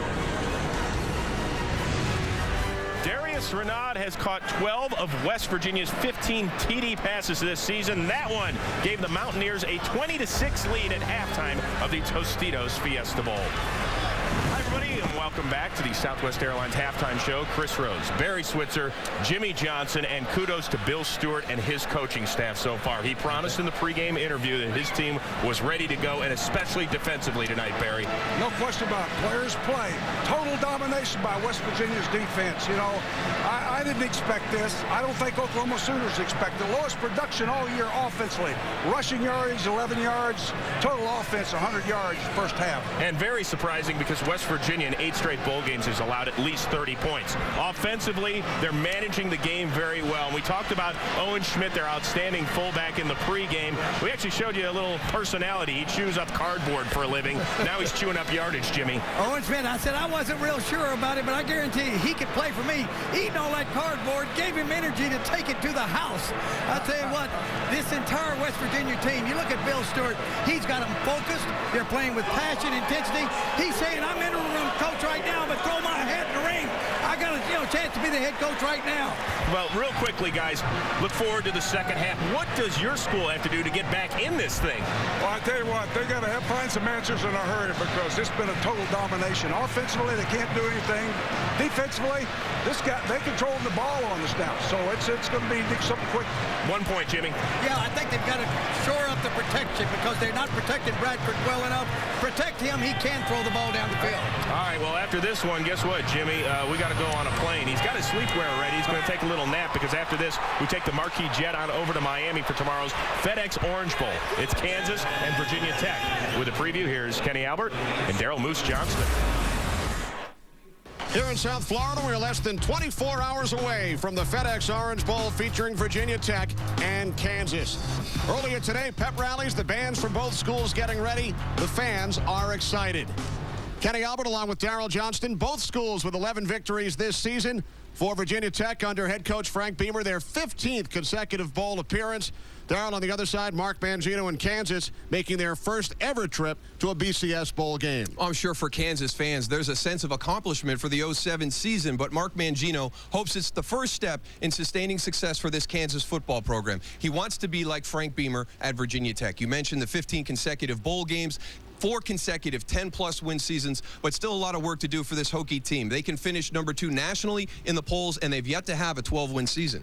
Well, it should be a terrific matchup. Kansas with a high-powered offense. They score over 44 points per game, led by quarterback Todd Reesing, going up against one of the top defensive units in the nation. Kansas will come into this game as the underdog, but Todd Reesing has been the underdog throughout his career. He quarterbacks the spread offense, but with Kansas, you have to remember this is a balanced attack. They have Brandon McAnderson, who adds a great element in the running game, and for Virginia Tech to slow this offense down, it's built on speed, it's built on athleticism. I don't think anybody exemplifies that better than number 17, Cam Chancellor. If Virginia Tech is going to have an opportunity to slow this offense down for the Kansas Jayhawks, a lot of that burden falls on Cam Chancellor's shoulders. Well, we're looking forward to it. Tomorrow night, the FedEx Orange Bowl here in Miami, Virginia Tech, and Kansas. Now back to you guys in Arizona.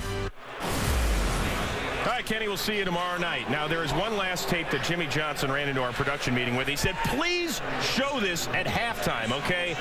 I said, no, I wasn't going to do it to Barry Switzer, but go ahead. It's the championship game, FedEx Orange Bowl 20 years ago. Oh, was that a long time ago? With your clothes on. That was a long time ago. I know. Look at you. You needed that. I remember that's what you told me. All right, guys. You needed more than I did. That's what you told me. Plenty more coming your way on the Southwest Airlines halftime show. When we come back, it'll be the remarkable story of the 1951 University of San Francisco Dons, as told by Academy Award-winning actor Morgan Freeman, why being undefeated and not going to a bowl game was one of the most important stands in college football history. But right now, it is West Virginia making a stand. The Mountaineers have the lead over Oklahoma in the Tostitos Fiesta Bowl. Welcome back to the Southwest Airlines Halftime Show on Fox. You heard from the University of West Virginia marching band. Time right now to turn it over to the pride of Oklahoma. So enjoy.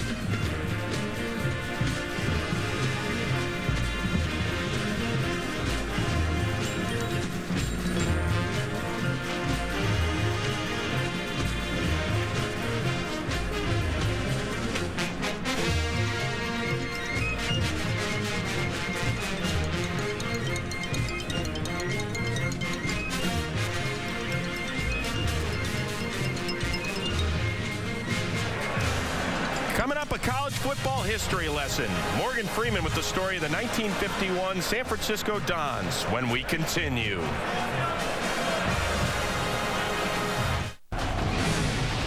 Welcome back to the Southwest Airlines Halftime Show on Fox.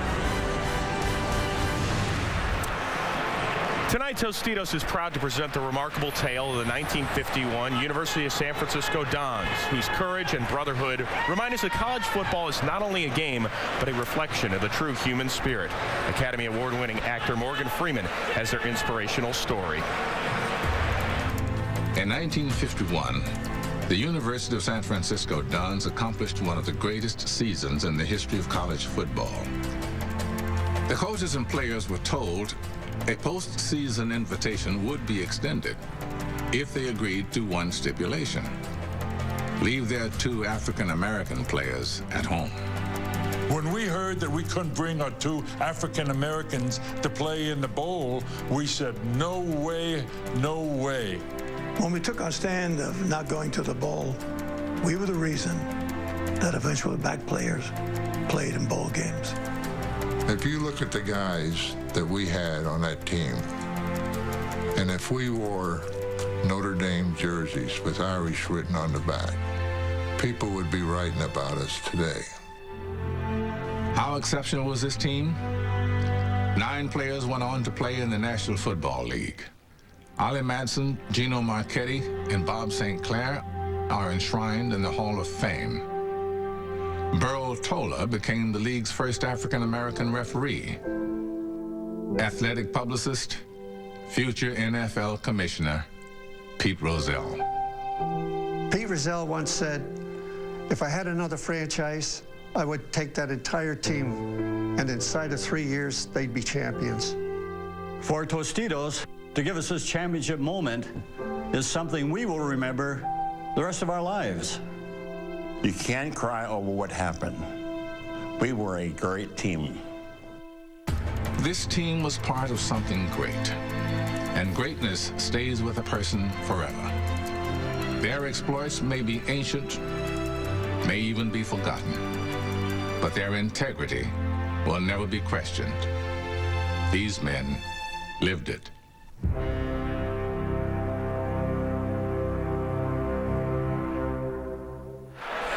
Well, from the collegiate heroes of the past to future champions, being part of a championship bowl game is an accomplishment every team dreams of.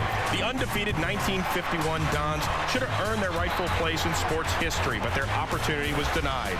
Because Tostitos believes in bringing people together, they've reunited this champions with the hope that their story lives on and takes its rightful place in college football history. That is a story worth telling. Second half kickoff coming your way from the Tostitos Fiesta Bowl after this. We'll welcome you back. Halftime at the Tostitos Fiesta Bowl. West Virginia on top of Oklahoma, 20-6, alongside Pat Hayden and Terry Donahue, Matt Vasgersian. And guys, this isn't the Davy Goliath story to the order of Boise State and Oklahoma last year. However, the fact remains there are many people in the country that felt like Oklahoma, along with maybe USC and Georgia, were playing some of the best football in the college game at the end of the season. This is quite a surprise. It is. I was one of those people who thought Oklahoma was playing as good as anybody at the end of the season. But I'll tell you, West Virginia has really played great defense. But I think in the second half, what Oklahoma really needs to do, they need to really have a defensive stop, a 3-and-out on defense. You know, 2 touchdowns down, get that offensive running game going. Only 11 yards rushing with that big offensive line that you've talked about. Shocking to me. Yeah, hard to believe. West Virginia has played with such emotion, and they've played so fast. That's one thing. That defense has come from everywhere. They've really disrupted Sam Bradford, the quarterback. He's never been able to get his feet planted. He's been uncomfortable all night long. They've brought linebackers. They've brought cornerbacks. They've jumped in his face. They've done it all. The other thing is, when I look at it, it's not only the defense of West Virginia, it's the legs of Pat White. He has gotten in and out of trouble with those beautiful legs of his. You know, and it comes as a surprise to some because Steve Slaton, after a handful of carries in the first quarter, hasn't touched the field again. We're not sure if he's good to go in the second half. They seem to have functioned just fine without him. Yeah, Owen Smith with the 47-yard touchdown run, and Noel Devine, filled in quite capably, and he mixed in a couple passes. He does not look like he's coming back, does he? No pads, no hat. He is on the sideline for the rest of this one, and I'm sure it's something of a disappointment to Steve Slaton, a major disappointment, because he was considering putting his hat in the ring and thinking about Sundays, and without having played in the Tostitos Fiesta Bowl, maybe he rethinks that. Well, the second January bowl game he's missed because of injuries. I hope he does rethink it. He needs to stay at West Virginia, in my judgment, and settle on his senior year. So Noel Devine, who is filled in capably for Slaton, takes the kick back across the 20-yard line, and he pushes his way to the 24. Let's check in with Laura Oakman. Matt, you talked about Steve Slaton. Let me update you about him right away. He's going to give it a go. That hammy's bothering him, but this kid wants to get in. They're going to put him in a couple plays. As for Coach Stewart, I think this is the most fun he's ever had, the best coach first half that he's ever had. He said he's having a great time, loves how his kids are playing, but he is disgusted with the penalty. He said he can assure us those dumb penalties will not happen in the second half. Coach Stewart says we have nothing going, obviously. They have gotten after us up front, and we have got to move the ball down the field and in the red zone. Lauren, thanks. From the 23, West Virginia begins the second half with a swing pass to Raynaud, and he is quickly swallowed up after a gain of maybe a yard by Marcus Walker. Good first defensive play for Oklahoma. So they need a 3-and-out. Look at the first half statistics. That just screams and jumps right off your television screen. 11 rushing yards for OU. This is such a balanced offense. It has been all but shut down by the Mountaineers today. They usually average close to 200 yards rushing. Even if you take out the sacks, they've run for less than 30 yards. Yeah, and the turnovers, no turnovers for West Virginia. That's very important. 2nd and 9 for White.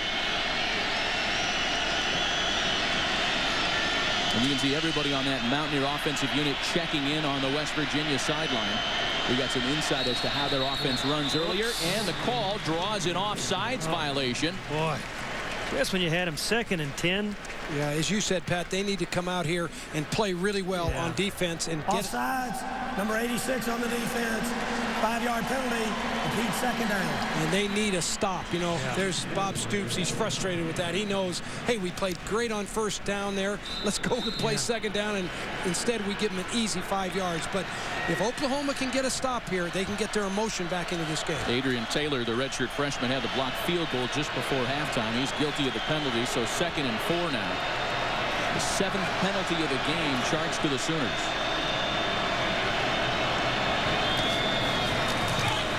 Devine immediately tackled for a loss by the senior safety, DJ Wolf. DJ Wolf, if they're going to come back, Oklahoma's going to come back, that's one of the guys, DJ Wolf, who's had a brilliant year at strong safety.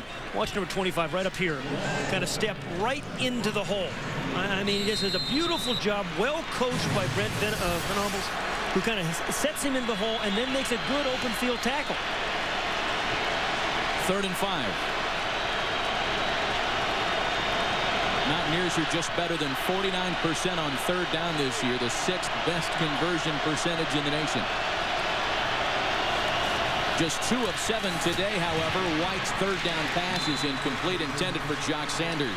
Okay, there's the 3 and out, right, Terry? Yeah, Oklahoma got exactly what they wanted. Yep. And that's what gives you a chance on the sidelines. You know, when players are trying to get the fans involved and trying to get the fans up, they're really sending a message. They're saying, we're not up.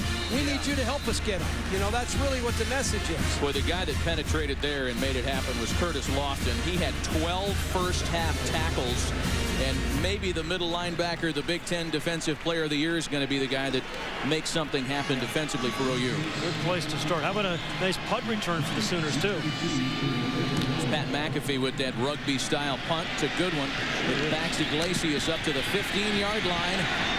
Iglesias breaks free of one tackler, but is taken out of bounds at the 16 by Darrell Jalla. A 57-yard punt by Pat McAfee. The Tostitos Fiesta Bowl is sponsored by Southwest Airlines. With Southwest Airlines' convenient nonstop flights, it's like having your own company plane. By Verizon Wireless. And by Gatorade. Every game needs a hero. Is it in you? Looking for Chevy Chase to drive the family truckster right across that sign in Old Town Scottsdale, not far from Glendale, where we are in the Valley of the Sun. 26 Mountaineers. And it's OU's first offensive possession of the second half. Alan Patrick is the back. Bradford with time and with flags on the field finds Iglesias at the 30. Tackled by Quentin Andrews. Talk about adjustments. You know, that's the first time they've really rolled Sam Bradford out. Nice halftime adjustment by Kevin Wilson, the offensive coordinator. If you're having trouble in the pocket, get your quarterback out of the pocket. And a beautiful first down call. You're right, Pat, and look how wide open the receiver is. It's a double break and go. He just turns to the outside. The ball's well delivered, but there's a penalty against OU, and they're a little bit self-destructive. Boy, well, they had the whole night. 7 penalties in the first half. That's number 8. You mentioned the offensive coordinator. As we check in on the flag, you mentioned Kevin Wilson. Bob Stoops' last 3 offensive coordinators are now head coaches. And 2 of them, Mike Leach and Mark Mangino, of course, are in the Big 12 going head-to-head against Coach Stoops. He's done a great job mentoring his coaches and sending them on their way to have great careers. And Kevin Wilson's another one. I mean, his aggressive play calling, you know, with an 11-point lead in the Big 12 championship game, I thought was beautiful. To the penalty, 1st and 15. Patrick. And Patrick breaks free into the secondary. Ryan Mundy trying to corral him, and it's Reed Williams that hits him in midfield. A big run by Alan Patrick, a gain of 38. And Matt and Terry, just what we talked about, right? At the end of the first half, blocked the field goal for Oklahoma. 3 and out on defense. Get the running game going. All 3 things have happened for the Sooners at the end of the first half and as we open the second.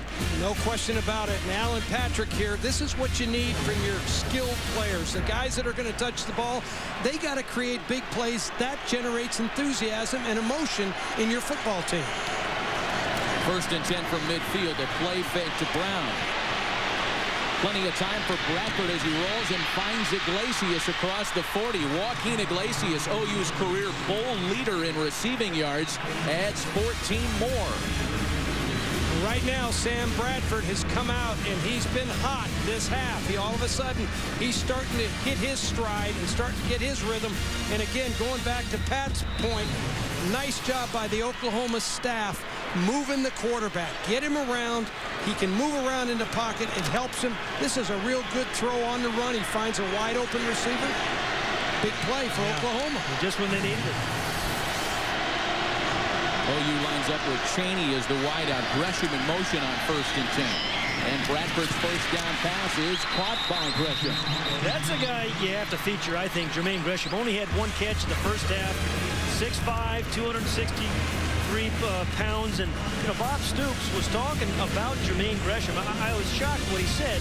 You know, he was saying that, you know, he's got the kind of ability that Adrian Peterson had at tailback. He has at tight end, and there's 3 awfully good ones. 11 touchdowns right there by Gresham. Finley's a captain.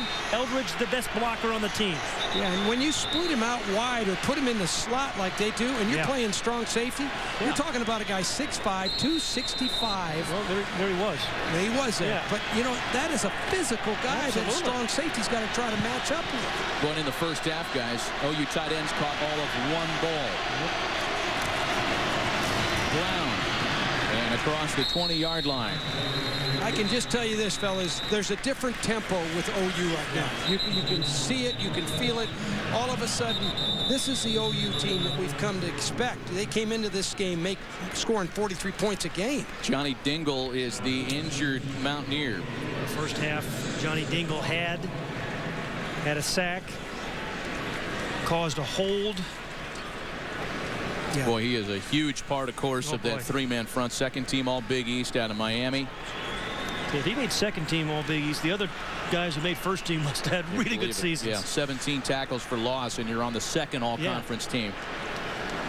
And Bill Stewart, the head coach right there, was saying to us yesterday about Johnny Dingle. He said he was really an important element to this game, applying pressure off the edge. And boy, Johnny Dingle did in that first half. And this is what happens in football. Guys are going down on you. You know that you're counting on. You're the head coach in your first game. You're making your debut, and you want all your players out there, you know, and all of a sudden a guy like that goes down, or you lose Slaton, and I'm telling you, your gut starts churning, but you keep playing through it. You just keep playing. Yeah, I'm always surprised with coaches who are surprised they're going to get guys hurt. It happens every week.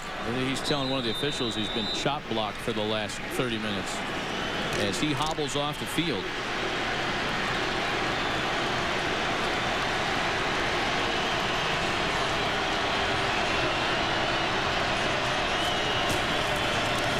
This is Brown right up the middle, and a flag down on the play. Brown's inside the 10.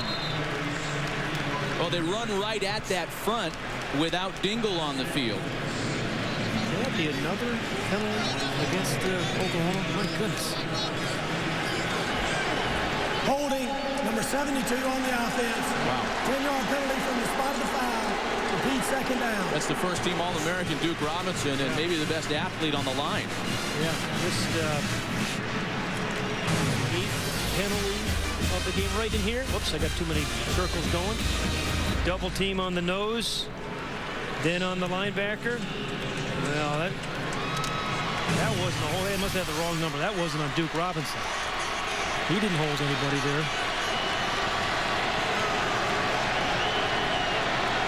So 2nd and 16 after the penalty.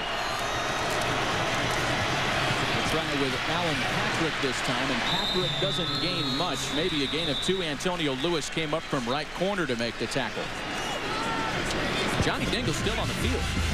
He came back in. He was limping around, but he came back in. He's not going anywhere. Yeah, I think right now anybody who can walk and muster up any energy for West Virginia is going to go all the way with this football game. It's just too important to this team and to the state and everything. One of the seniors playing in his final game as a Mountaineer. 3rd and 11 now. It has been an impressive drive for Bradford. They covered 63 yards. West Virginia showing pressure. Oh, a hold. No flag on the field. Somebody had a handful of Johnny Dingle there. We saw it from a mile up here, and the WVU sideline is going nuts. It happened right in front of him. Yeah, they still forced a field goal attempt nonetheless, but it would have taken them out of field goal range had they called it, right, Dan? Right. Yeah, there's no question. It's a missed call by the official. They simply miss it. I don't blame them. You can see it right here. Yeah, Brandon Walker's got that is an absolute hold takedown. You know, that's a big play. It would have kicked him out of field goal range. That is an egregious looking hold that went unbeknownst to the officiating crew. So Garrett Hartley's on for the field goal attempt at 42 yards. And thanks in part to the non-call, they have enough distance for Hartley to get OU on the scoreboard here in the 3rd quarter.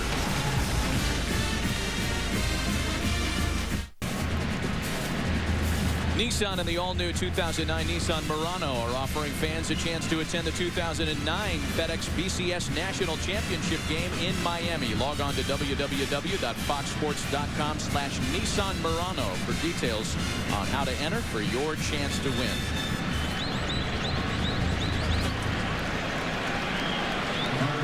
Well, I know that field goals aren't the sexiest thing in football, but these kickers, Garrett Hartley and Pat McAfee, have set a couple of Tostitos Fiesta Bowl records today with 7 attempts and 5 makes. It's amazing. One team coming in was averaging 43 points, the other 39. They've scored a lot of touchdowns prior to this game. Noel Devine at the 4. And across to the 25-yard line before being tackled by Brett Bowers. Hey, man, let's go back and look at the touchdown that made it 20-3 in that second quarter. Watch the play-action fake that Pat White makes. The effect on the defensive backs, that's the key thing. Great fake there. It takes the defensive back, the strong safety, who should be playing the post area, right, Terry? Yes. And it makes the wide receiver big opening spot for Reynard to catch an easy touchdown pass. So you run it, you fake it, and then your receiver comes wide open at the post. Noel Devine tackled at the 30-yard line. Devine picks up 6. Adrian Taylor there to make the stop for OU. Pat, going back to your point, when you can make pass look like run and run look like pass, you're cooking on offense. And it makes it hard on defense, doesn't it? It really does, and that's the game when you're trying to make it look the same. The defense can't read it. When they can read and recognize, they can jump it. Call it 2nd and 5 now for the Mountaineers. With Schmidt in the backfield, blowing up his man. And it's White who utilizes that big block to get a couple of yards in front of DJ Wolf. You know, this second half here has gone just the way Oklahoma's wanted it to go, coming out of the locker room. You know, you talked about the block field goal they had right at the end of the first half, but then they come out here, and so far in this half, they're moving a little different. They're playing with a little higher intensity, and West Virginia has got to make sure they keep playing wide open and don't sit on a 20-9 lead. Schmidt comes off the field in favor of Devine on 3rd and 2. You see the OU bench trying to hoot and holler some enthusiasm. And White's 3rd down pass is caught and then dropped by Jock Sanders. Boy, there's your 1st down reception. Yeah, there's a big miss. Boy, they shouldn't let those two guys sit together. At least keep them in that order, I'll tell you. You can get the bloggers going all day on that one. Well, there's a missed opportunity for West Virginia there. Boy, he had him open for the first, just a drop ball. And, you know, Terry, you just talk about the momentum swinging. Right. You feel it going sooner away? Yeah, you do. You feel it swinging just a little bit. Anytime you're playing 3 downs and out, you're feeling real good on your sideline. You're saying, okay, now we're in the rhythm. Dominique Franks deep for OU. And McAfee has another good one on launch. Oh, boy. Franks fumbles. Ball out. And OU goes out of the back of the end zone. The safety is recorded for WVU. Nick Harris was down there among others. And it all started with the big rugby-style punt that brought Franks back about 10 yards to catch the football. They're going to sort it out, though. Did you see a safety call? The ball was muffed into the end zone down there. It will be a touchback. 1st and 10 on the 20. So we get the proper ruling from referee Steve Shaw. It is a touchback. And OU catches a break. Boy.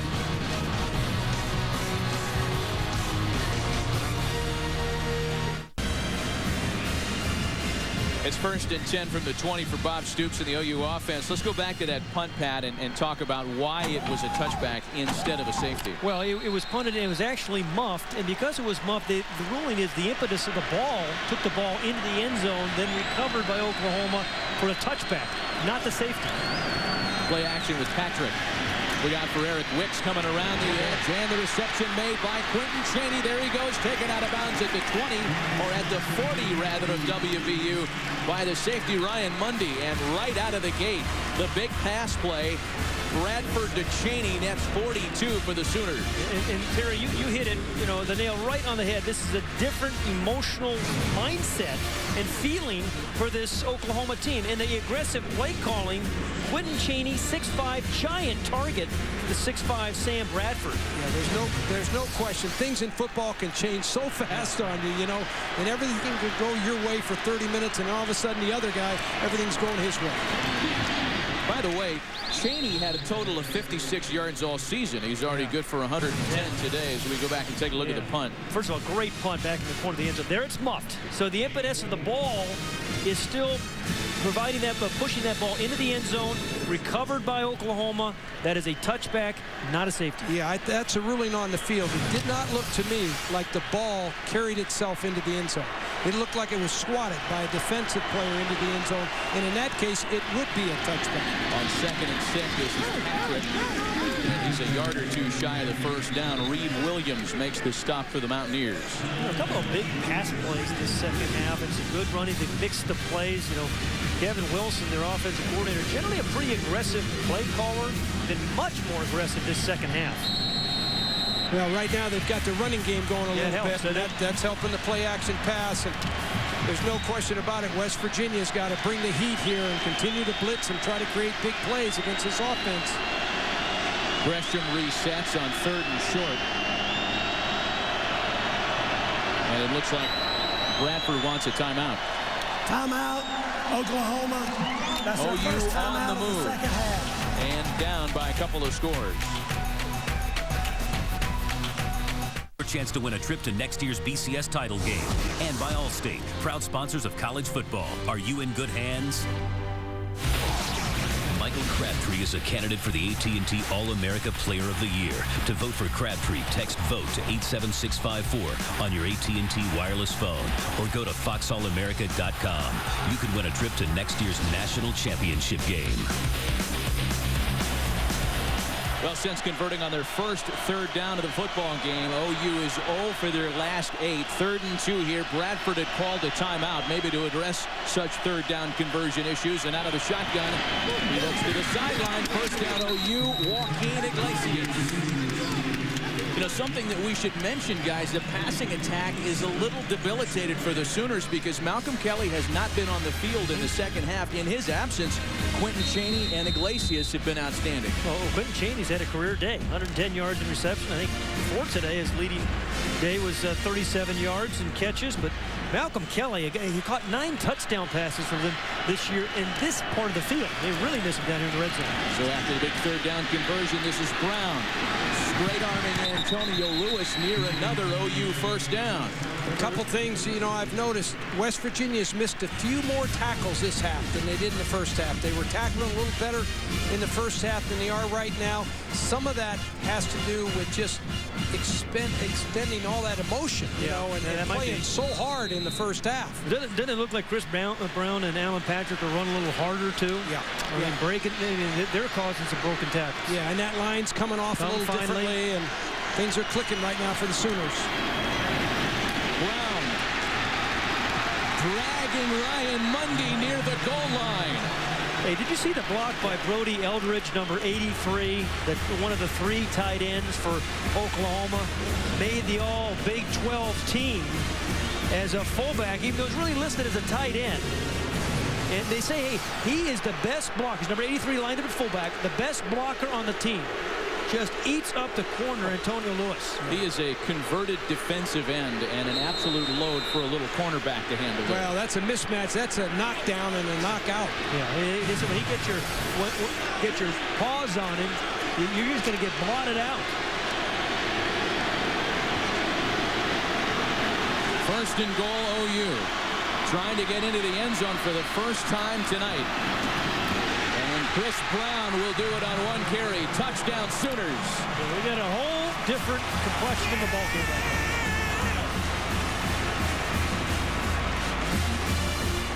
Well, Chris Brown, whose big work has come in big games. 5 of his 9 touchdowns came in 2 games versus Missouri. Is good for OU's first touchdown here tonight. I remember we were talking to Kevin Wilson, the offensive coordinator, about Chris Brown, and said, you know, he's not flashy, but he gets the job done for us. You know, you block 2 yards, he'll get you 4. You block 4, he'll get you 7. Well, I like the combination of Patrick and Brown. When you start alternating backs and letting them roll like that, which OU has done this half a little bit more, now all of a sudden we got ourselves a ball game. And they're going to try for the 2-point conversion here. I think this is early to go for 2. I would agree. I think this is a little bit early in the game to go for 2. And the pass is incomplete, intended for Iglesias, so it stays a 5-point game. That was their first attempt at a 2-point conversion this season. A 1-yard TD run by Chris Brown.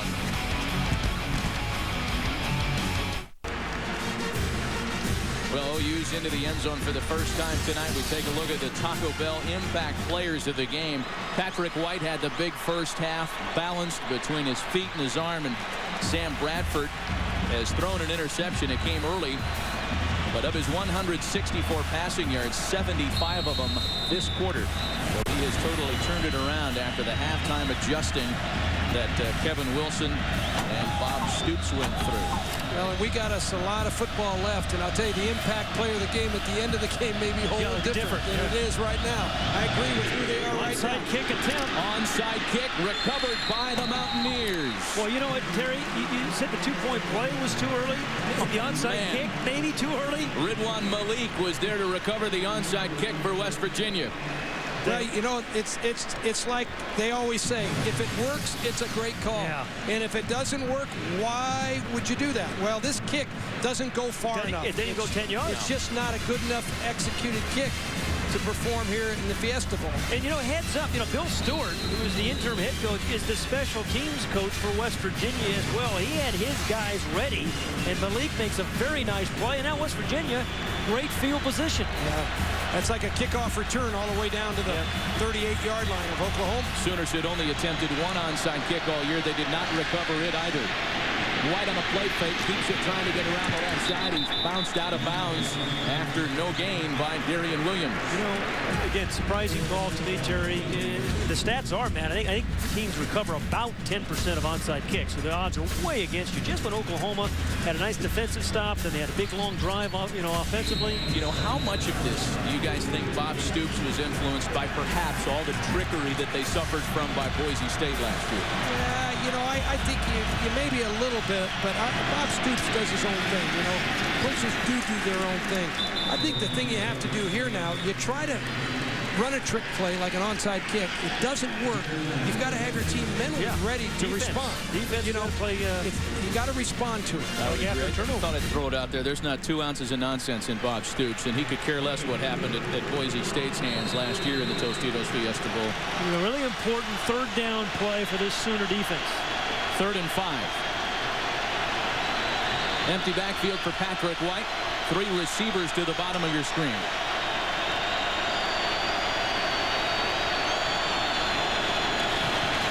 Oklahoma blitz. Boy, the blitz pickup was perfect as White runs himself a first down. Lofton makes the tackle, and that is Pat White at his very finest. First down, Mountaineers. Fellas, there's nothing harder than coaching defense and trying to account for the quarterback on a blitz. That's the hardest thing there is about defensive football. You design blitzes. Oklahoma brings pressure here. It's a well-designed blitz, but the legs of Patrick White, that gets him off the hook. So Patrick White continues to rise up the charts of NCAA quarterback rushers. He just passed Eric Crouch on the all-time list.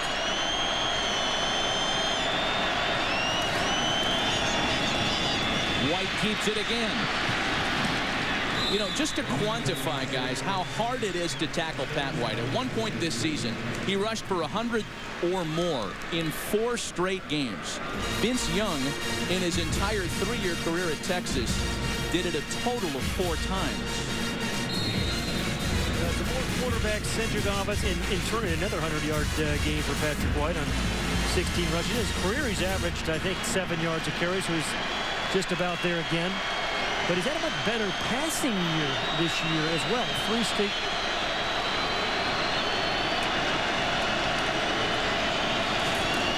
On 2nd and 3, why not stick to Pat White? But the middle is duly clogged on this occasion by the redshirt freshman Gerald McCoy, the Big 12's defensive freshman of the year. You know, a lot of people talk about the spread offense, which is what West Virginia runs. Well, the spread offense, it's a combination of the old shotgun offense, the old single wing, and the wishbone. And it takes all those elements of great offenses and it combines it into one package. That's why it's so hard to defend. Doesn't it help when you have number 5 at quarterback, though? Yeah. Oh, the whole thing is the quarterback. Yeah. You got to have a runner and a guy who can hit some balls for you at the quarterback. 3rd and a yard.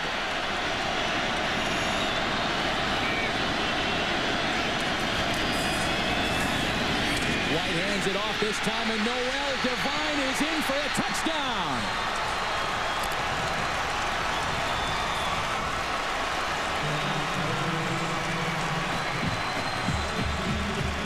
A player whose last name really epitomizes how good the WVU running game has been all year.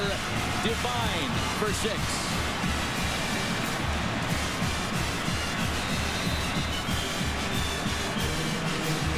He's got Oklahoma-type speed, doesn't he, Noel Devine? He is quick. He really is. Big freshman year for Devine. Well, the redshirt freshman whose high school exploits can be seen all over the internet, and a guy who's got his own Wikipedia page has redistanced the Mountaineers from OU.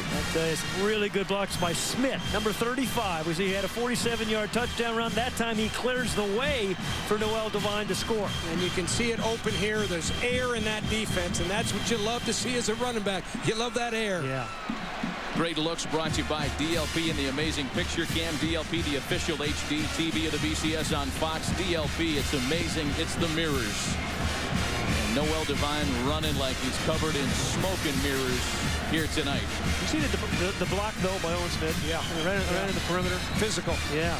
Very physical. Now, you know, going back to the onside kick, the ill-fated onside kick. Those are things that stay with you forever in your coaching career. If you don't win the game, if you win the game, you forget everything. Yeah. But if you end up losing a football game, you go back and you can't sleep at night because it's torture for you. You wonder, why did we do that? And chasing the points too early on the two-point play, as you mentioned. So, you know, again, Sam Bradford, still plenty of time. They need to respond again, right? I mean, right back at it. This is what makes the game fun. If you're a quarterback, you got to answer the bell.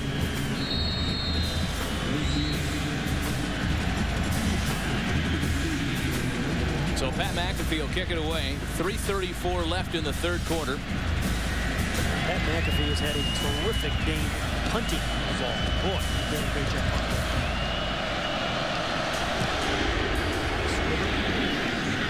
And it bounces its way to Joaquin Iglesias, who starts the return at the 4.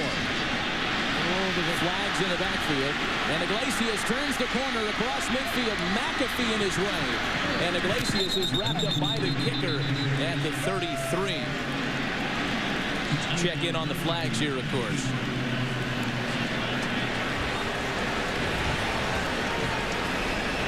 The flag was well in front of the play, as I misspoke. During the return, holding number 5 on the receiving team. 10-yard penalty from the spot of the foul. It'll be 1st and 10. That's 10 penalties. Yeah. 10th penalty on OU, and this one's charged to Nick Harris as we check in with Laura Oakman. Well, you guys, Noel Devine makes it look so easy, but his high school coach said he wouldn't wish this kid's path on his worst enemy. Noel lost both of his parents to AIDS and saw his best friend murdered. Everyone who meets him loves this kid. He actually worked with Deion Sanders, who tried to adopt him. At 19, just 19, he is flourishing on and off the field at West Virginia. He's even drawn comparisons to Barry Sanders. What do you guys think of that? Pretty lofty. I tell you, he's got some quick. Yeah, he's got speed. OU keeps it on the ground.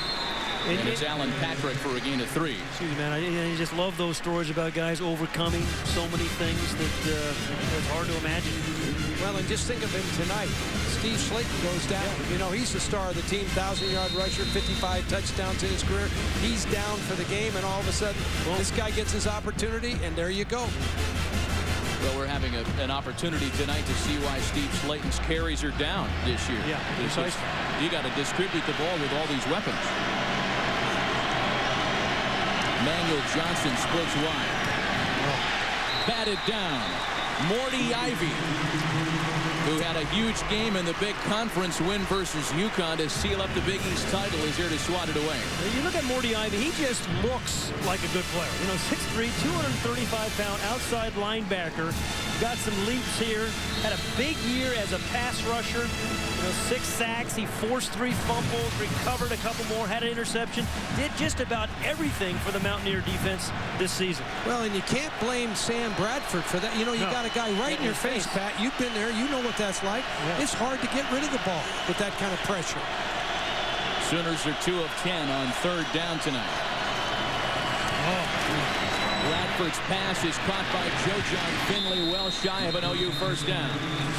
He's watching Reed Williams. I think it was Reed Williams off the corner on a pass rush. Boy, just so quick off the ball, these defensive ends for West Virginia. That was a hold. You saw it, Pat. I saw it. Yeah, there was another hold by the OU offensive line. Absolutely. Watch down here. Whoops, I missed him. It's the left part of the screen. Yep. You've got big Phil Lodeholt there trying to block. He's 352 or so, and he's trying to move out on a smaller, faster guy. You just can't get protected. Listen, give speed the nod over the size today. We spent so much time talking about how beefy the OU line is. They have been out-quicked tonight. There, Brian used to say luck follows speed. Null punting to Von Rivers. Rivers slips at the 19. And he is wrapped up at the 25-yard line. Demario Pleasant making the special teams tackle for OU. These aerials brought to you by Bud Light. Endless refreshment from start to finish. Bud Light keeps it coming. Here at University of Phoenix Stadium in Glendale, Arizona. You know, guys, if I'm Calvin McGee, the offensive coordinator, and Bill Stewart, the interim head coach, I'm thinking knockout right here. If I can get me a big play right now, and I can maybe knock out my opponent if I can put one on him right now. So don't be surprised. It's a real play-action passing here, looking for the touchdown. Well, Pat White is a walking 40-yard gain. Divines. And he slips between a couple of tacklers and is taken down at the 27 after a 3-yard gain by Darian Williams. Well, he's not a very big guy, is he? I mean, you look at that guy, 5'8", 170 pounds, and it's not like he's ripped. I mean, he's a good-looking athlete, but he's sleek, and he's just not very big. You look at his legs. And that's why he's a great role player. You know, Slaton gets most of the carries, but he gets a few himself.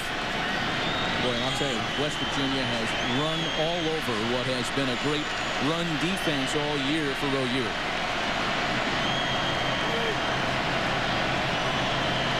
We are inside of a minute remaining here in the 3rd quarter. White's across the 30. Cuts it back inside. Pat White at the 40, the 30-yard line, and finally taken down by Dominique Franks. You know, he was almost tackled 3 different times. He just kept going. Well, you know, OU has played a lot of spread offense. You know, they've played Texas A&M. They've played Missouri. They've played against this offense, but they haven't played against the guy that has the moves, the avoid, the speed that Pat White has. Yeah, you know, he's only a junior. You mentioned he's coming back. Good chance of winning the Big East Offensive Player of the Year for the 3rd straight year next season. Man, he's been injured in 4 different games, but still had a spectacular season. White flips this to Raynaud, and Darius Raynaud continues to gash the Sooners' run defense. Touchdown, West Virginia! The 42-yard run by Pat White, and then a 30-yard touchdown scamper by Darius Raynaud. And you know what, Matt? You know, great run, great call and all that, but Ryan Stanchak, number 62, the left tackle, threw the key block that allowed him to score. There's a West Virginia guy right there, Bill Stewart. Right now, it's the quickness and the speed of West Virginia. Oklahoma just can't handle it. The point after is true. And the underdog Mountaineers have taken a 34-15 lead on the Oklahoma Sooners. Well, Terry, you talk about a knockout punch. They just maybe delivered it here as the right kind of call. Great fakes again. But watch number 62, the left tackle. Watch it go.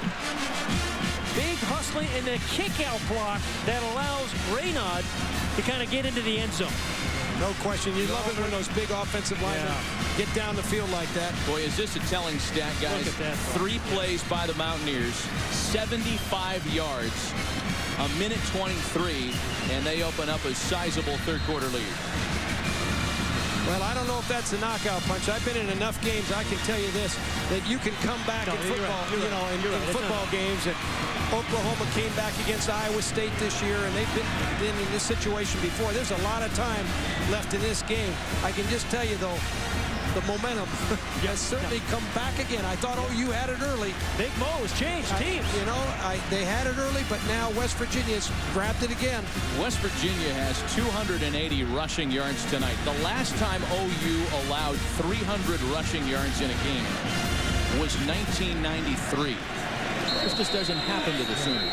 You know, we all know West Virginia is looking for a coach. Pretty good guy down there doing a job down there tonight. Bill Stewart coaching his team. I think his interview's going well. Yeah, that's right.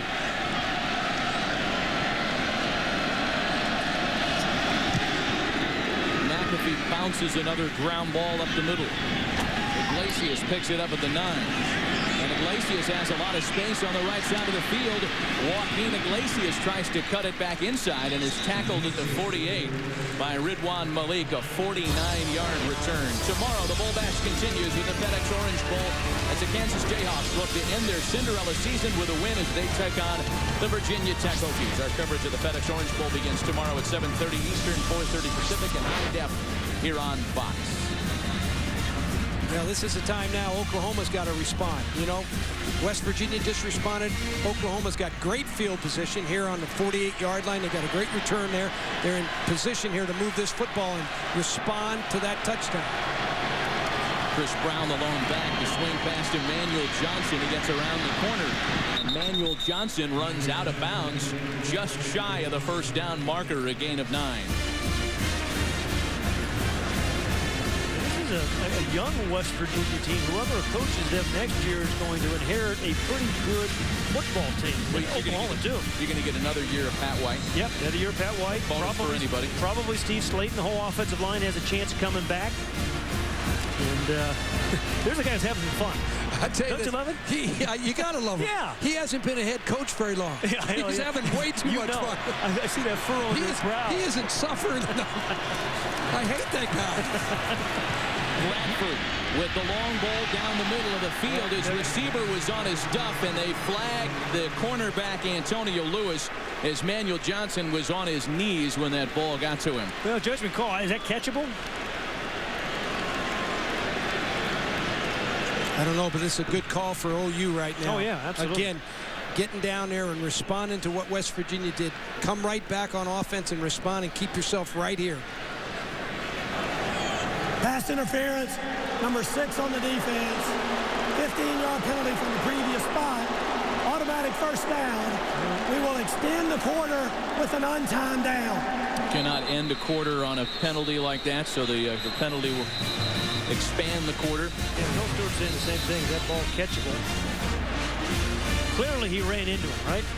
I think what they're saying here is if you get knocked down, you don't have an opportunity to catch the ball. You know? And you know, these athletes are so great.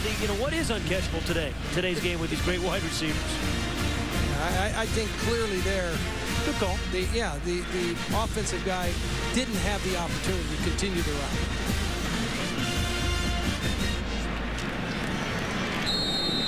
So an untimed down, and this will end the third quarter. An extended one play here because of the penalty. Yep. Brown crashes across the 25 and is moved by Reed Williams. Well, Bill Stewart's trying to become the first interim coach this bowl season to win a game. His Mountaineers are on top 34-15.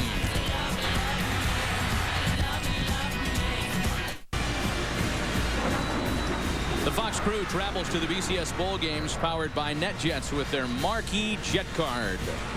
Somebody didn't call me. I didn't make that flight. Well, there's a school bus out back with yeah. that says Hayden Donahue of Excursion, and that's how we're getting out of here tonight. Thanks, buddy. Somebody didn't call me on that one.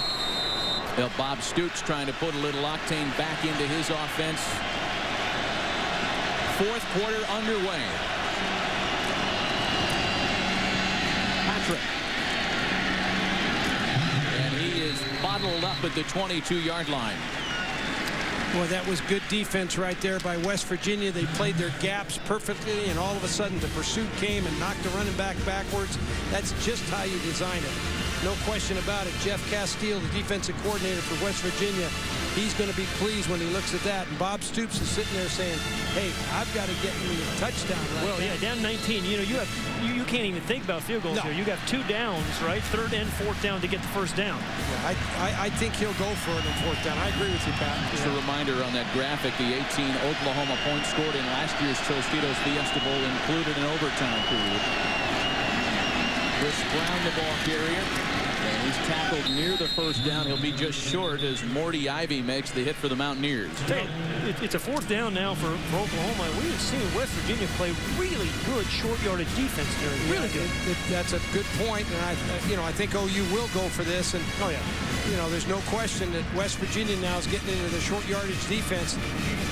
Emotionally, for each team, this is a huge play right here. Yeah. If you're OU, you got to make 4th and 1. If you're going to win this game, you've got to make this 4th and 1 and punch this ball and keep the drive going. Or how about play action? Yeah. Play action, you got some big old tight ends. 2 of them lined up there on the right side right now. Go for the home run. Round the back. Bradford for the end zone. Touchdown OU. Everybody bought on that one. Quentin Chaney adds to his career day. A 19-yard touchdown toss to put the Sooners right back in the game. Absolutely love the call. We were just talking about Kevin Wilson, the offensive coordinator, is a very aggressive play caller. Talking about what he did in the Big 12 championship game. Big 6'5" receiver in the back of the end zone was wide open. The play action fake. Terrific call, better execution. Yeah, I think they had a bust on West Virginia's defense right there. You can see Larry Williams, the corner. He's pointing inside, looking for some safety help. Didn't get it. But I agree with you, Pat. They go for the home run, not the 1st down. They go for the touchdown. And now, again, going for the 2-point play. Missed one earlier.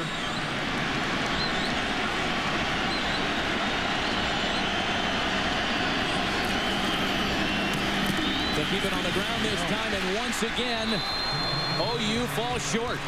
0 for 2 in the 2-point conversion tries as we take another look at Quentin Chaney, who has almost equaled his career receiving yards in one night in Glendale. The Tostitos Fiesta Bowl on Fox is sponsored by DLP HD TV. It's amazing. It's the mirrors. By DirecTV. Now get over 85 of the best channels in HD and more coming throughout the year. And by Tostitos. Free the fun.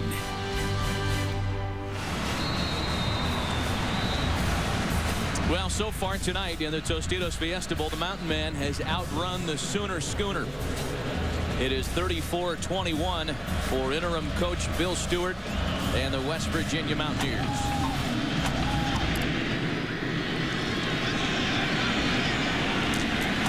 Vaughn Rivers from the goal line. Rivers still going, but taken down by a couple of bodies at the 21-yard line. Brian Jackson leads the way for the Sooners.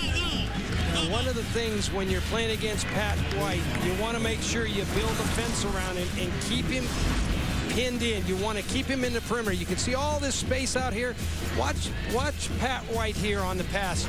As soon as OU's defense comes inside, you can see what he sees. He feels all of that space out there in the green grass, and watch him go.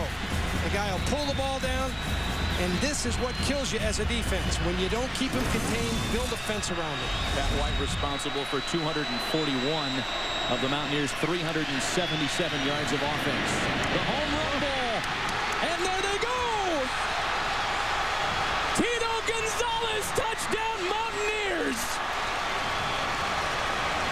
79 yards, and just just when you start to worry about Pat White in the running game, they break off the big pass play. Yeah, Calvin McGee, offensive coordinator. Great call by Calvin on his way to the University of Michigan.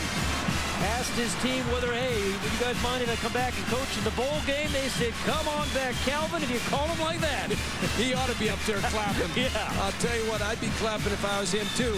But again, I'm going back. Oklahoma, you can't stay on the canvas. You just responded. Now you got to get back up and go again. You still got 13 minutes left in this ball game. Now, Tito Gonzalez's first career touchdown came in the Gator Bowl last year. His longest career touchdown reception makes it a 41-21 lead for West Virginia.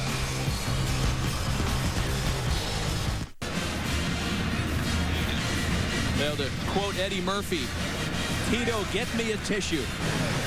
Tito Gonzalez with a 79-yard touchdown reception. Can you throw it any better than this, Terry? Under duress, Pat White gets knocked down, throws one of those frozen ropes that only Tito Gonzalez is going to catch, breaks a tackle because he's over 200 pounds, and gets in the end zone, and a very, very emotional Tito Gonzalez. Well, you talk about football and how important it is to teams and individuals and all that. That's what college football, that's a picture right there. That's what it's about.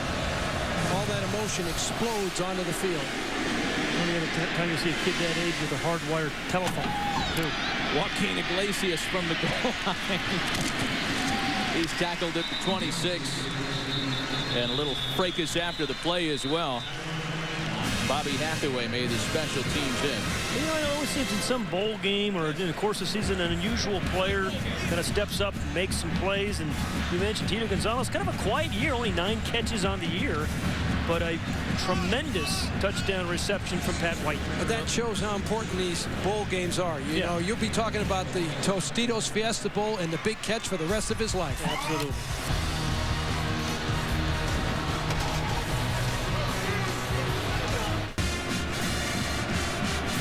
Well, the Mountaineers are just under 13 minutes away from a Tostitos Fiesta Bowl victory.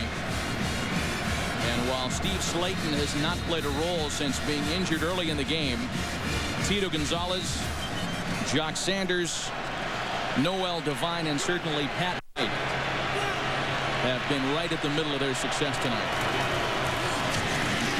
The Sooners hoping time won't run out on him. A flag on the play as Alan Patrick is the ball carrier across the 30. I think for Sooner fans, the most disappointing thing has been the number of penalties. Yeah, there's no question about it. This will be the 11th penalty if it's on Oklahoma. Penalties and missed tackles tonight by OU. It has not been your typical Bob Stoops football game. Bob Stoops is a heck of a football coach. Won a national championship in 2000. Holding, number 79 on the offense. 10-yard penalty from the previous spot. Repeat first down. He's had a rough day. Phil Loholt has had a rough day at left tackle. Yeah, he really has the speed and the quickness of the game. Bob Stoops, son of a coach, and grew up Youngstown, Ohio, one of 6 kids. 3-bedroom house, he was telling us. And used to ballpark was down the road, play all their football, baseball, and games down the road. Coaching family, the Stoops, of course, he's got a couple of brothers that coach up the road in Tucson at the University of Arizona. But something tells me that the desert air just doesn't really breathe real well for Coach Stoops these days. 1st and 20 after the penalty. The 11th of the football game charged to the Sooners. On play action, Manuel Johnson. Out across the 20. Just going to finishing up on Bob Stoops, and he was telling us the other day, you know, his dad coached at Cardinal Mooney High School there in Youngstown for 28 years, was the defensive coordinator, and actually died on the sideline coaching one of those games. And his brother, Bob's brother, Ron Jr., is now the defensive coach there still. Yeah, Bob Stoops, I covered his team when he was at Florida as a defensive coordinator, and we were doing games there. He worked for Steve Spurrier. I've known Bob Stoops a long time.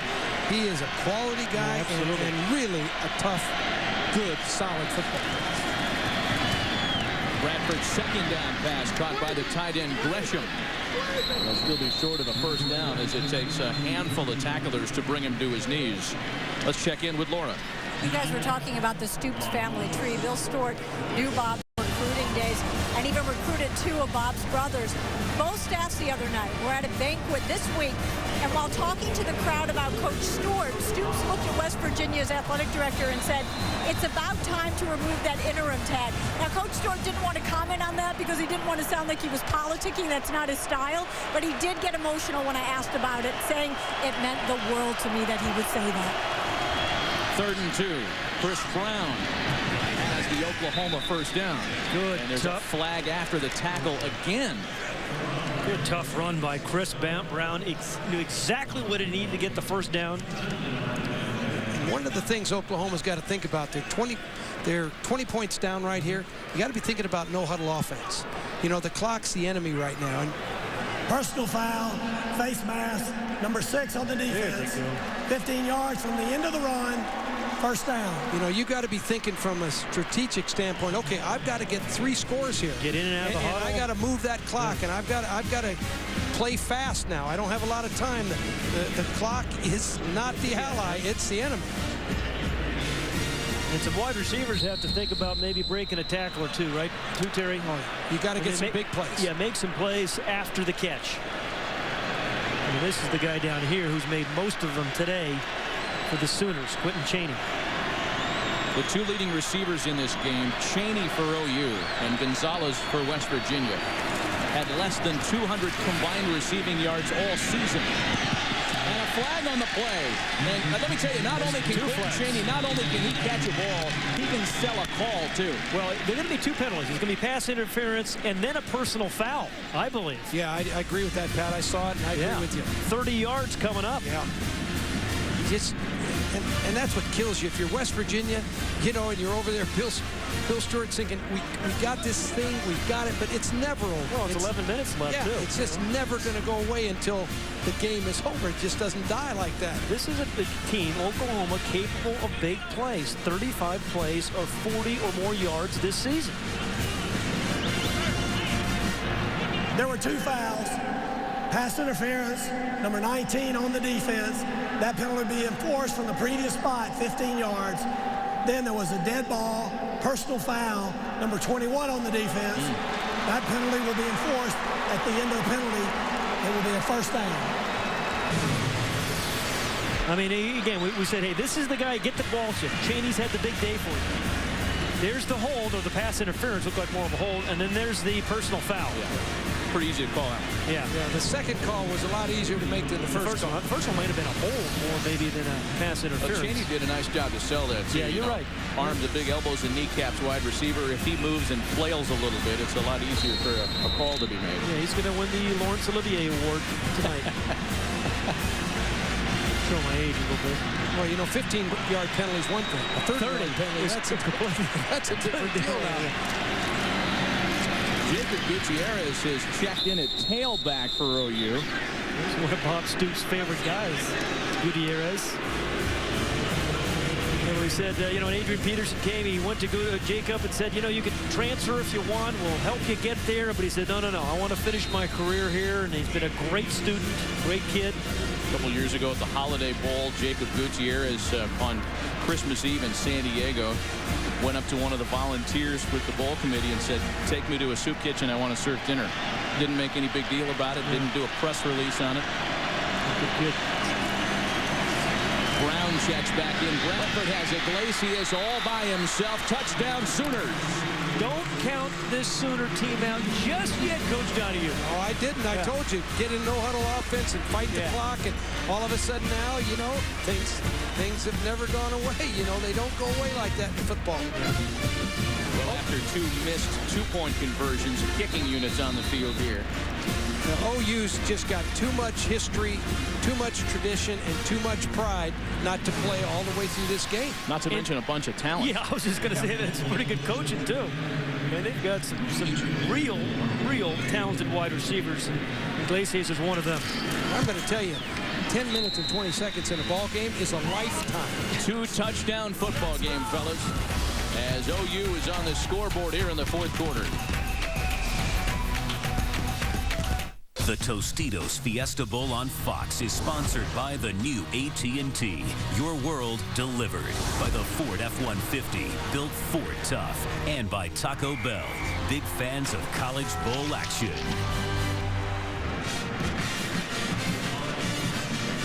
Well, the Sooners get into the end zone to make it a 2-touchdown game.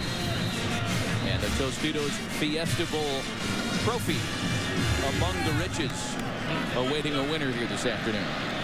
Hard to stick that into the seat of your plane, isn't it? I think Coach Donahue set that up with his bedazzler back in Westwood. He won one of those.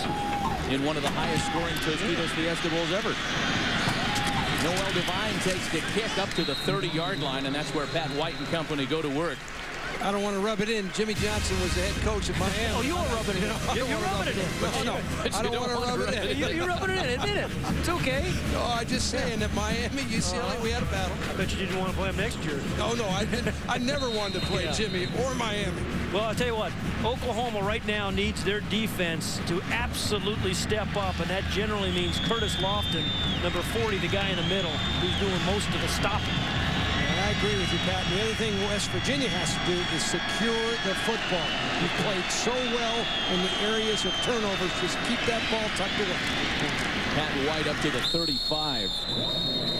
It remains a salient point that in WVU's only 2 losses this year, they turned it over 9 times.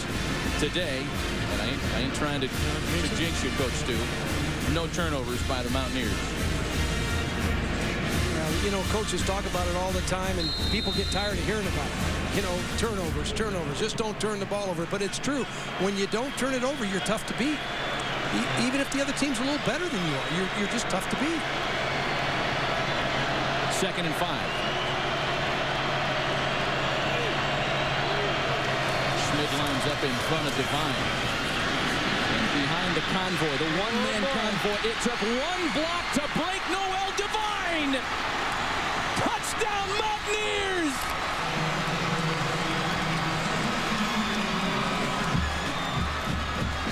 A 65-yard touchdown run.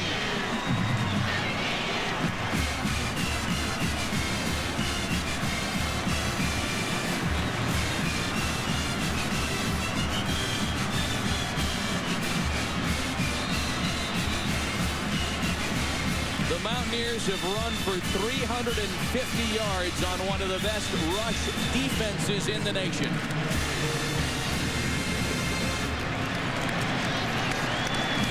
McAfee's point after makes it 48-28 Mountaineers. And from Wheeling to White Sulphur Springs, they're getting excited in West Virginia.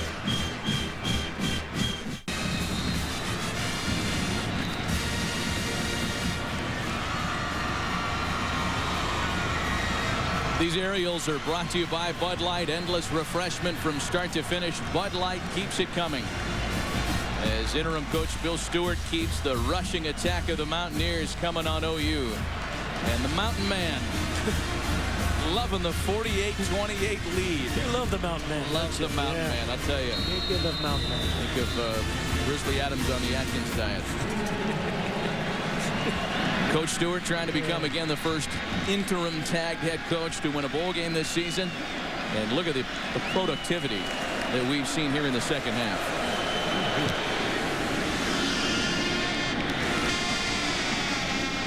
Iglesias at the goal line. Twists forward to the 20-yard line before being stopped by Andy Emery.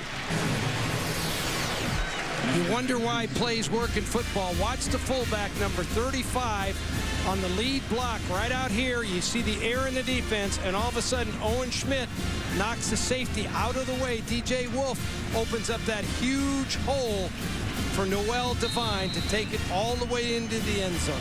Wow, what a run. God, you love plays like that if you're coaching offense. They have really blocked well on the perimeter. Don't you think West Virginia? Wide receivers have. Schmidt has. They've got some fast plays. 526 yards of offense by the Mountaineers today. Incredible.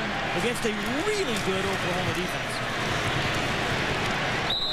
Chris Brown for a couple of yards. Well, there's Coach Calvin McGee calling those plays. You know, the way this has gone down, and you mentioned Coach McGee, Pat, and he has announced he will, in fact, be going with Rich Rodriquez to Michigan. And he came back and asked the university permission and asked the players if it was okay if he came back. And they, of course, welcomed him back with open arms for this bowl game. But, you know, there has been such bad feeling around the football program the past month in Morgantown. Again, with the loss to Pitt, Coach Rodriquez takes off. That's something that left the Mountaineers fans really upset.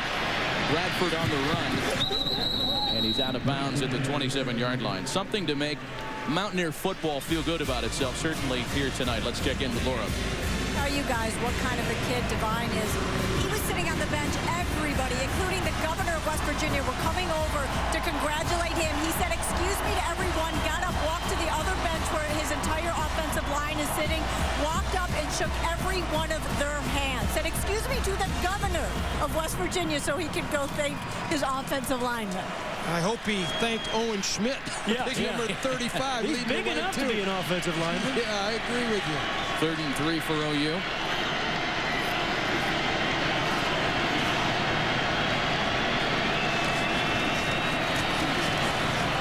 Bradford finds Iglesias. He's trying to stay on his feet. He's taken down at 34. And Matt, you're right. You know, West Virginia fans looking for something to have really feel good about after what happened in Pittsburgh and missing out in the national championship game. It certainly is tonight. And Bill Stewart has just done a great job of getting his team ready. He'd love to be considered for the head coaching job, but he told us the other day, "I'm not going to politic for it, but it's my state, my school. I'd love to be the head coach for the Mountaineers next year." 8 minutes remaining. The hand is to Brown, who was taken down to the 40 by Bobby Hathaway and Quentin Andrews. Pat, following up with that idea, you know, I heard Barry Switzer and Jimmy Johnson talking about players play for each other. You know, hey, if you don't have your head coach, you don't have this, you don't have that. But, boy, you get into the game and you're playing for each other. You're playing for your team. And they were exactly right. Yeah. That's what happened for West Virginia. They went out there and they did lose a great head coach. Rich Rodriquez had done a terrific job. And all of a sudden, they just bonded together and they played their hearts out and played well. On the play fake. Bradford on the move. And he's out of bounds with the first down around midfield. Coach Stewart, he embodies everything in my amateur mind, everything that is right with college athletics. He's a man of virtue, as you talked about, Pat. He wants to see his recruits through, even though he's not sure not only if he'll be the head coach, he's not sure he'll be on the staff next year in Morgantown. Maybe out of a job tomorrow. You know, one of the neat stories, too, is that he's such a fan of the program. He was coaching here at Arizona State the last time the Mountaineers were in the Tostitos Fiesta Bowl back in 1989. He told us he went into the game, snuck into the top deck with a cowboy hat on so as not to be recognized, and cried when Major Harris left the game with an injury. Bradford up top, and that one's incomplete. Again, looking for Iglesias. Well, you know, there's been lots of names bantied about. We've seen them in the newspaper. Terry Bowden and been talked about. Butch Jones from Central Michigan, and Jimbo Fisher, Florida State. Doc Holliday of Florida.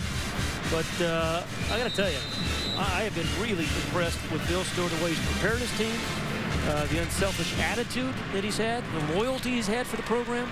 Yeah, and the emotion that he's shown has been reflected in the players. Yeah. You know, they have shown this style of emotion. There's no question about it. And if you're an OU fan, you know, you feel down and all, but you've had a great season. You won the Big 12 championship, and you just keep fighting until you can't fight any longer. Well, this is an awfully young Oklahoma team as well. Starting with that guy, Sam Bradford, who had his best night tonight, but had a fantastic year. He'll be a sophomore next year. The whole offensive line can come back. Big question whether Malcolm Kelly will. But I think both these teams will be preseason top 10 next year. Matt, maybe Oklahoma top 5. Yeah, I would agree. I mean, when you look at who will be leaving, the seniors, the guys we know will be leaving from West Virginia. Owen Schmidt's going to be packing it up and possibly playing on Sundays. They're going to lose their 2 good safeties, Wicks and Mundy. A couple of departures of note on the OU side as well. Bradford looking for somewhere to throw the football, and never a good sign when you throw it to a guy wearing a tie. So it brings up 4th and 1 for the Sooners. OU, by the way, guys, I found it interesting that the Sooners have never had a player from the state of West Virginia. And, you know, recruiting at OU is probably easier than it is in a school from a small state. And the Sooners, like the Trojans and the Bulldogs, who we saw roll last night, their recruiting efforts are probably a little easier. They might want to start looking in West Virginia. Yeah, it's a very, very good point. Play clock winds down. Timeout. And a timeout is taken just before the zeros hit. Oklahoma left with This one. will be a 30-second timeout. Your Ford-game summary. We started talking about the West Virginia defense. They sacked Bradford 3 times. Bradford had only been sacked 11 times all year. Noel Devine and Steve Slaton's absence. Just the beginnings of a big day. Darius Raynaud with a TD run. His second career run for a touchdown. Tito Gonzalez with the long 79-yard touchdown catch. And then Devine with a 65-yard touchdown run. It has been all Mountaineers here in the Tostitos Fiesta Bowl. That's your 4-game summary. And you know, they've done it with so many big plays. They've exploded on Oklahoma. There's no question about that. You know, they've just been able to do it, and a lot of different players have done it. Imagine Bill Stewart as a young kid on Christmas. I mean, I think he was an excited young guy when Santa came. He was no happier than he is right now. Yeah, you're probably right. This is better than Christmas for him. He only, I think only a network newsman the likes of Dan Rather could match Coach Stu for country euphemisms when he told us, I'm the same rascal that used to steal turnips from the neighbor's yard. Yeah. 4th and 1. And Brown, the ball carrier, has the first down for the Sooners. Good, solid run by Chris Brown. That's just what Kevin Wilson was saying. You know, you block 2 yards, you get you 4. I was blocked about 1 yard. Picked up 4 or 5. So under 7 minutes left. As some of the Mountaineers, much to the chagrin of Jim Ross, feel like it's time to perhaps start having a little fun on the sideline. Well, you know, when you're playing your last game as a senior and you're getting beaten in a bowl game like that, like Oklahoma is, that's difficult to take. That's what's hard for you. You know, you go into that locker room and you've had such a great year if you're Oklahoma. You know, absolutely. You beat Missouri twice, you win the Big 12 championship game, you're on fire, you're on top of the world.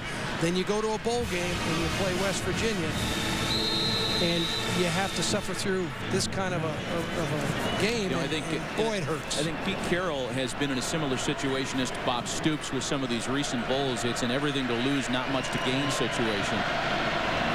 Yeah, Bob Stoops has had back games like that.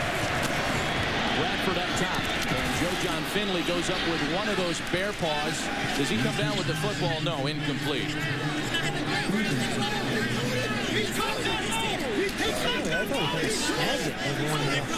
Flag down as well. Bob Stoops does too, but understand he coaches them. They're the one who we talked about, these 3 tight ends a bunch. Well, what a great leap. Yeah. Well, hadn't touched the ground yet. Hasn't touched the ground yet. Hadn't touched the ground yet. Hadn't touched the ground yet. It's touch the ground. What a game. But it took a while. Joe John Finley will be one of the seniors leaving the program after the play is ruled incomplete on the field.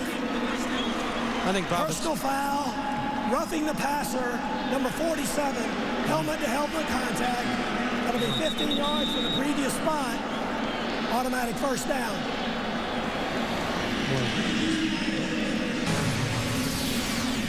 Well, I'll tell you, Sam Bradford's had more pressure on him today he had just about all season. Yeah, that's a helmet. Good call, Reed Williams. He's going to call it every time on the helmet-to-helmet. Good call on the personal foul. Didn't need to do it. He's had a good game, great season. It'll be the only blemish on the night for the native of Moorfield, West Virginia, population 2,400. You know, I was talking about Joe John Finley and his being one of the seniors leaving the OU program. We'll take a look at that almost great grab once again. Well, the real question is, does the ball finally, the tip of the ball finally rest on the ground? You can catch it with your legs. You actually have possession. Does he have possession right there? See the ball rolled. Yeah, but I thought he maybe had possession. God, how does he have possession of it down there? I disagree with both you guys. I think that's a catch. Okay. That's bouncing around like a ping Now pong watch, ball. stop. He's got possession. You catch him with your feet, back, face mask. Saw a guy get one stuck in his face mask one time.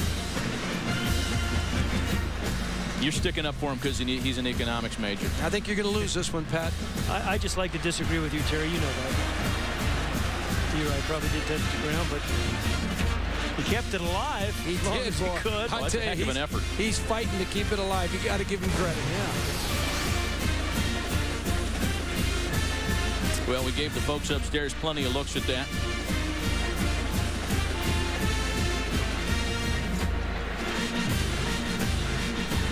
No less an athletic effort by Joe John Finley, even if it is ruled as an incompletion. Joe John Finley, one of those tight ends, came to Oklahoma as a skinny little quarterback. 200-pound quarterbacks leaving as a 261-pound tight end. And we have another look at this again.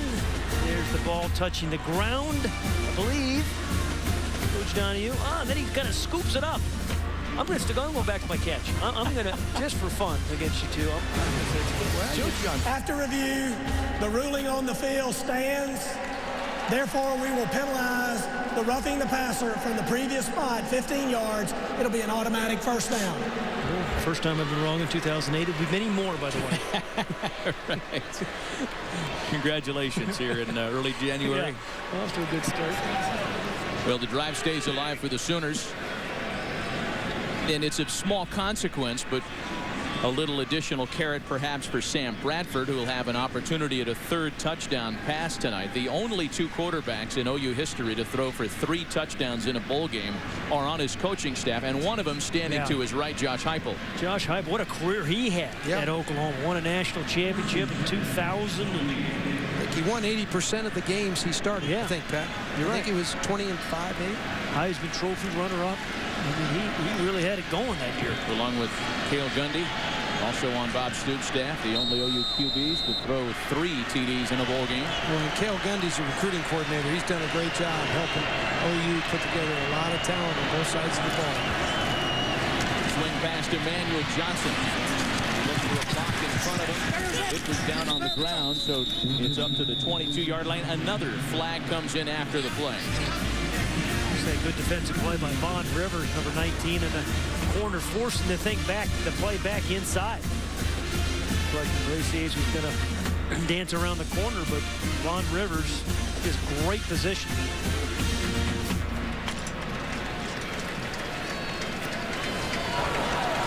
After the play, personal foul, late hit, number 71 on the offense, 15-yard penalty from the end of the run.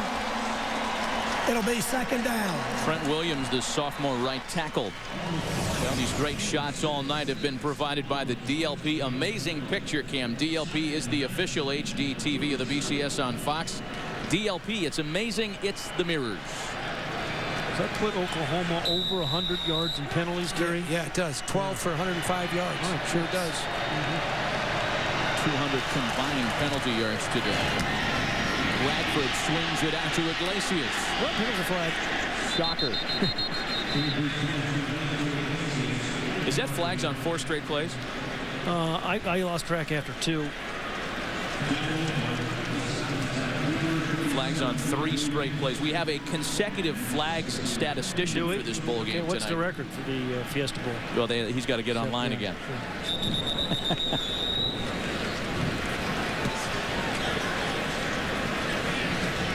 Neither coach is pleased with all these, certainly the personal penalties that are happening here, the roughing the passers. Bob Stoops into Trent Williams' face. You know, we used to have a saying in coaching, you learn from a mistake directly proportional. During the play, holding, number 1 on the offense, 10-yard penalty from the spot of the foul.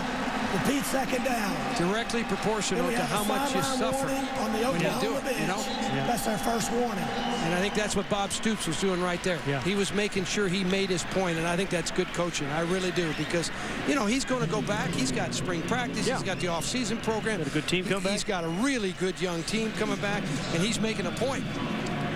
And I'm loving it. A Fiesta Bowl record, a Tostitos Fiesta Bowl record of 225 penalty yards tonight. Yeah, that's what the fans came to see. Yes. Penalties and punts. There has been plenty of offense in this one tonight. It's been a lot of fun to watch. This is Moses Madu. Yeah, 526 yards of offense for West Virginia and almost 380 for OU, in spite of all those penalties. That's an amazing output from West Virginia's offensive football team. Against this defense? Yeah, against this defense coming in and Oklahoma coming into this game, they'd given up 18 points a game. They were 9th in the country, but most important, they'd only given up 91 yards rushing a game. Are you kidding? 350 tonight. Bradford on the play fake, and he's taken down from the backside by Zach Cooper, the sophomore weak side linebacker. What's that, the 4th sack now? There's only 11 coming into the game. I think when Oklahoma looks back on this game, they're going to reflect and they're going to clearly say that one of the things that just hurt us was the West Virginia speed. We weren't as quick as West Virginia. But again, it's one thing when you have 3 days to prepare for. They had a month. I just expected a little bit more. Yeah, you would have thought they'd handle the defense better. Yeah, a little bit better. Yeah, a little bit better because there was too many unblocked guys. 4th and 19. Here comes Johnny Dingle as Bradford airs it out for the end zone. Jump ball incomplete, and WVU will take over on down.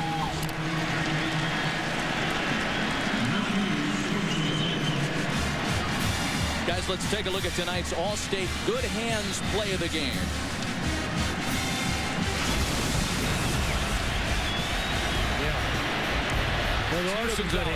His longest career touchdown grab. Well, as Pat, you said earlier, you can't throw it any better than that. I mean, you cannot throw it any better than that.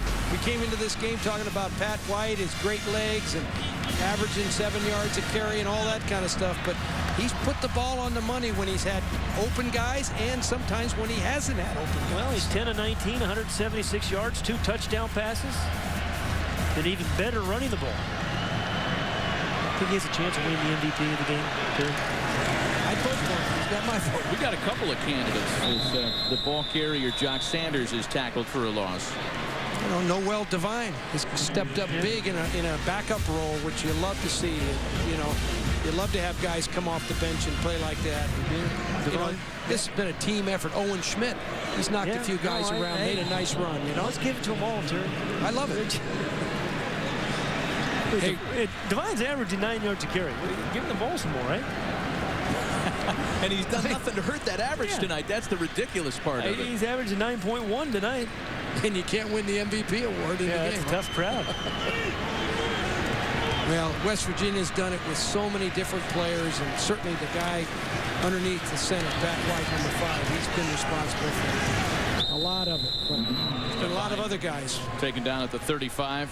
We remind you and invite you to stay with us for the DirecTV postgame show. Chris, Jimmy, and Barry will talk about tonight's game. And I would imagine Coach Switzer doesn't like how this tastes so far. He tried to slip out that marquee jet, but I don't think they let him. We'll present the trophy and talk to the game's MVPs. And as we mentioned, there are a number of candidates for the Mountaineers. How about, to my recollection, Jimmy Johnson, Barry Switzer, the only 2 college coaches who won an NCAA championship and then went on to win a Super Bowl. Yeah. They won several NCAA championships, both of them, several. Inside of 3 minutes as Pat White is taken down at the 37.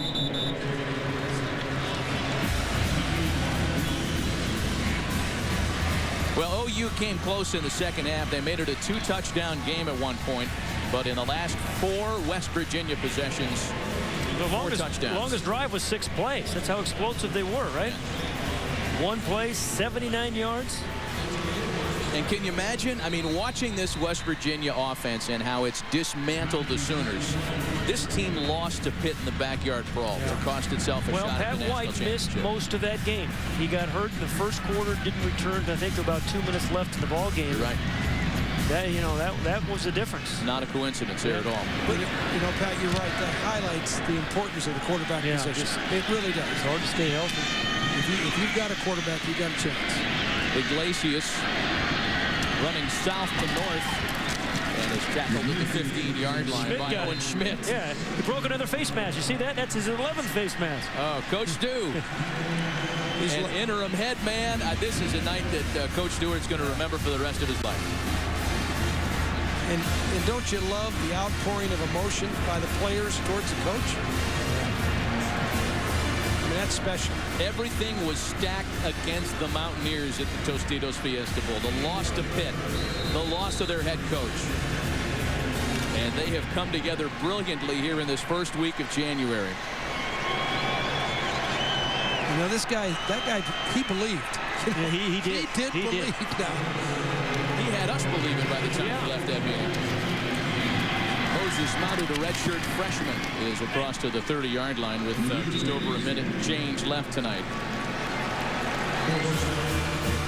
It's a great win for West Virginia. For Oklahoma, there's a better day ahead. You know, that's what you do in football. You live for the moment, and when you're winning, it's fabulous. And when it goes the other way, you just kind of... You could say what if for Oklahoma, too. If Sam Bradford didn't get hurt in that Texas Tech game, misses that whole game, you know, if they can battle better there, maybe they're in a different bowl game as well. At least to Colorado, an unranked team. Moses Madu once again for an OU first down. But you know, no one this year has jumped on the Oklahoma defense like West Virginia has jumped on it.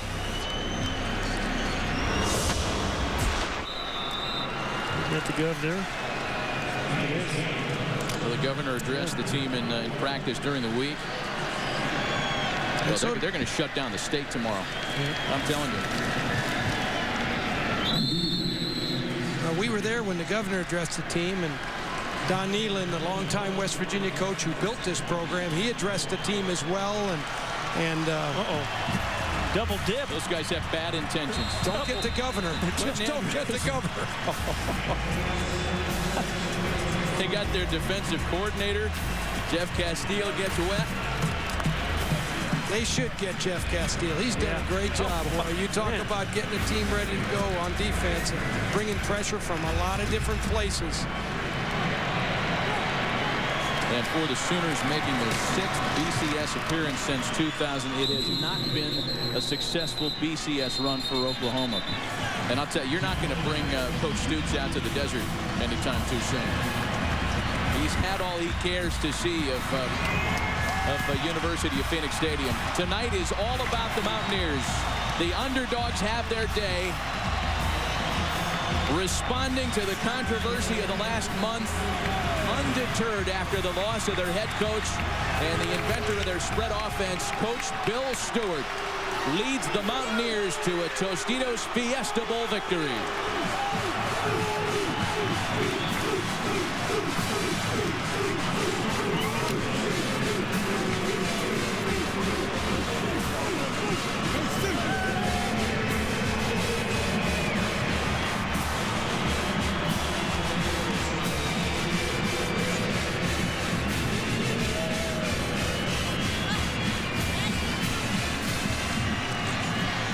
Let's send it down to Laura. The only way to interview Owen Schmidt, of course, is bleeding, because this kid plays so hard. Owen, I know that you guys were the only people in the country that thought you could do this. Did you ever imagine 48-28? Not the score 48-28, but I'll tell you what.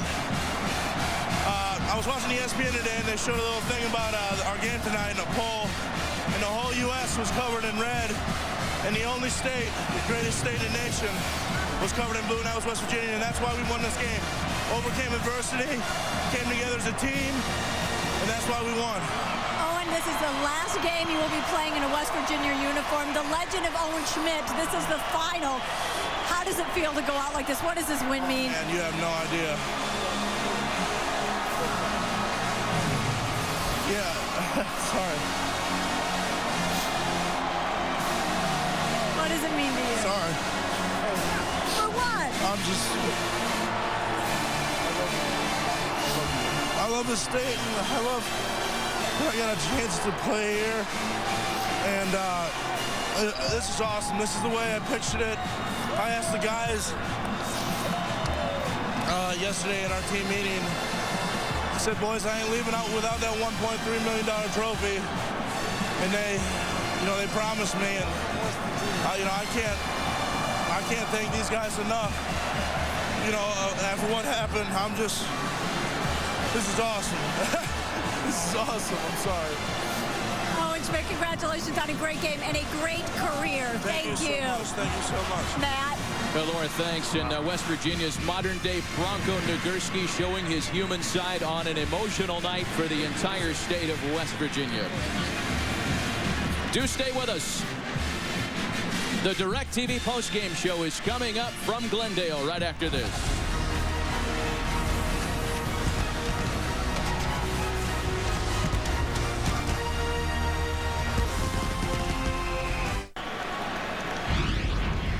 Welcome to the DirecTV postgame show on Fox.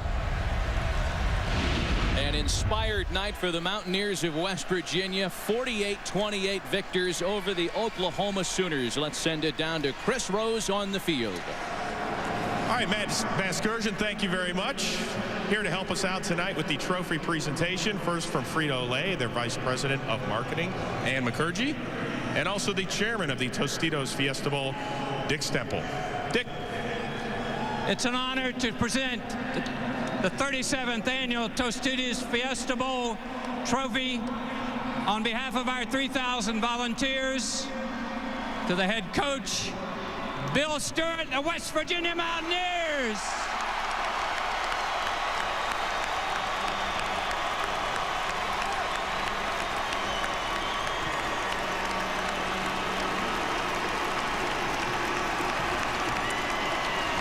Coach, all your players are chanting out Coach Stu.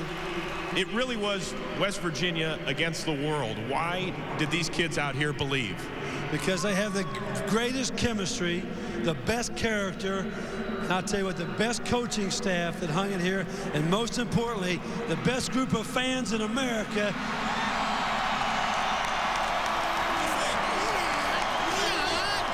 That never, ever, ever quit believing. Thank you, one and all. To all you West Virginians, it's a great honor to accept this on your behalf.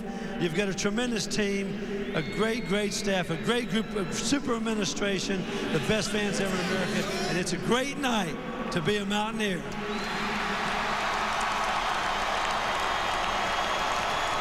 Coach, I know that you stress team, but you are the first and only interim coach to win a bowl game this college football season. Step back on a personal level.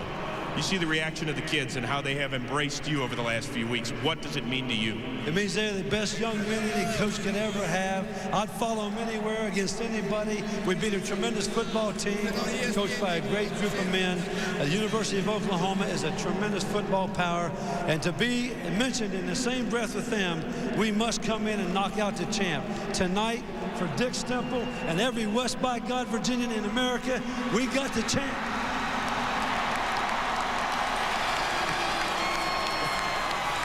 That might have been the first time ever a coach and the chairman have high-fived. Congratulations.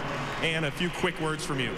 On behalf of Frito-Lay and Tostitos, Coach Stewart, you and the Mountaineers have inspired all of us. Congratulations. It is time right now to award the individual honors. First, the defensive MVP. It goes to linebacker Reed Williams. All right.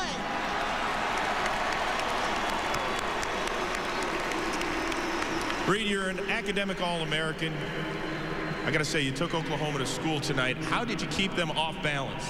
You know, we came out with a great game plan. You got to credit our coaches for everything. Coach Castile, he's a great man. Coach Steele, I go to war for you any day. I love you. And all these seniors, man, if you can play for those guys, you shouldn't be on the field right now. And the fans, we love you as much as you love us, baby. Was there any doubt in your mind over the last few weeks, since you had a new interim head coach, that this team would come together? I mean, if we didn't have, we came in with a new guy, you know, we didn't have a head guy leading us the way, but, you know, I think it gave us the opportunity to gel together and come together as a group, and I think we showed the nation that we did well, and we came out on top. Congratulations. It is time right now to award the offensive MVP. More than 350 yards of total offense tonight. Quarterback Pat White.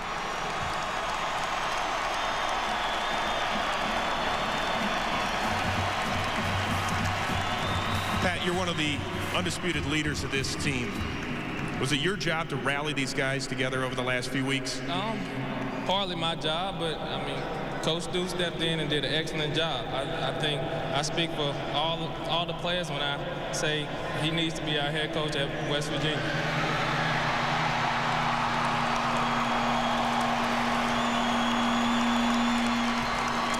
Was this done pretty much to prove all these doubters wrong? People had said, listen, West Virginia, they lost their coach. They lost that game to Pittsburgh. They're not even going to show up. No, nothing new to us. I mean, people doubt us all the time, but we work hard, we work as a family, and we're going to get the job done. And real quickly, I know Steve Slaton, your roommate, you cook him breakfast every day. After winning this award, I think he owes you some waffles or something. Yeah, Steve, you better be cooking me some breakfast sometime. Congratulations, Pat. Real quickly, Dick, some closing remarks.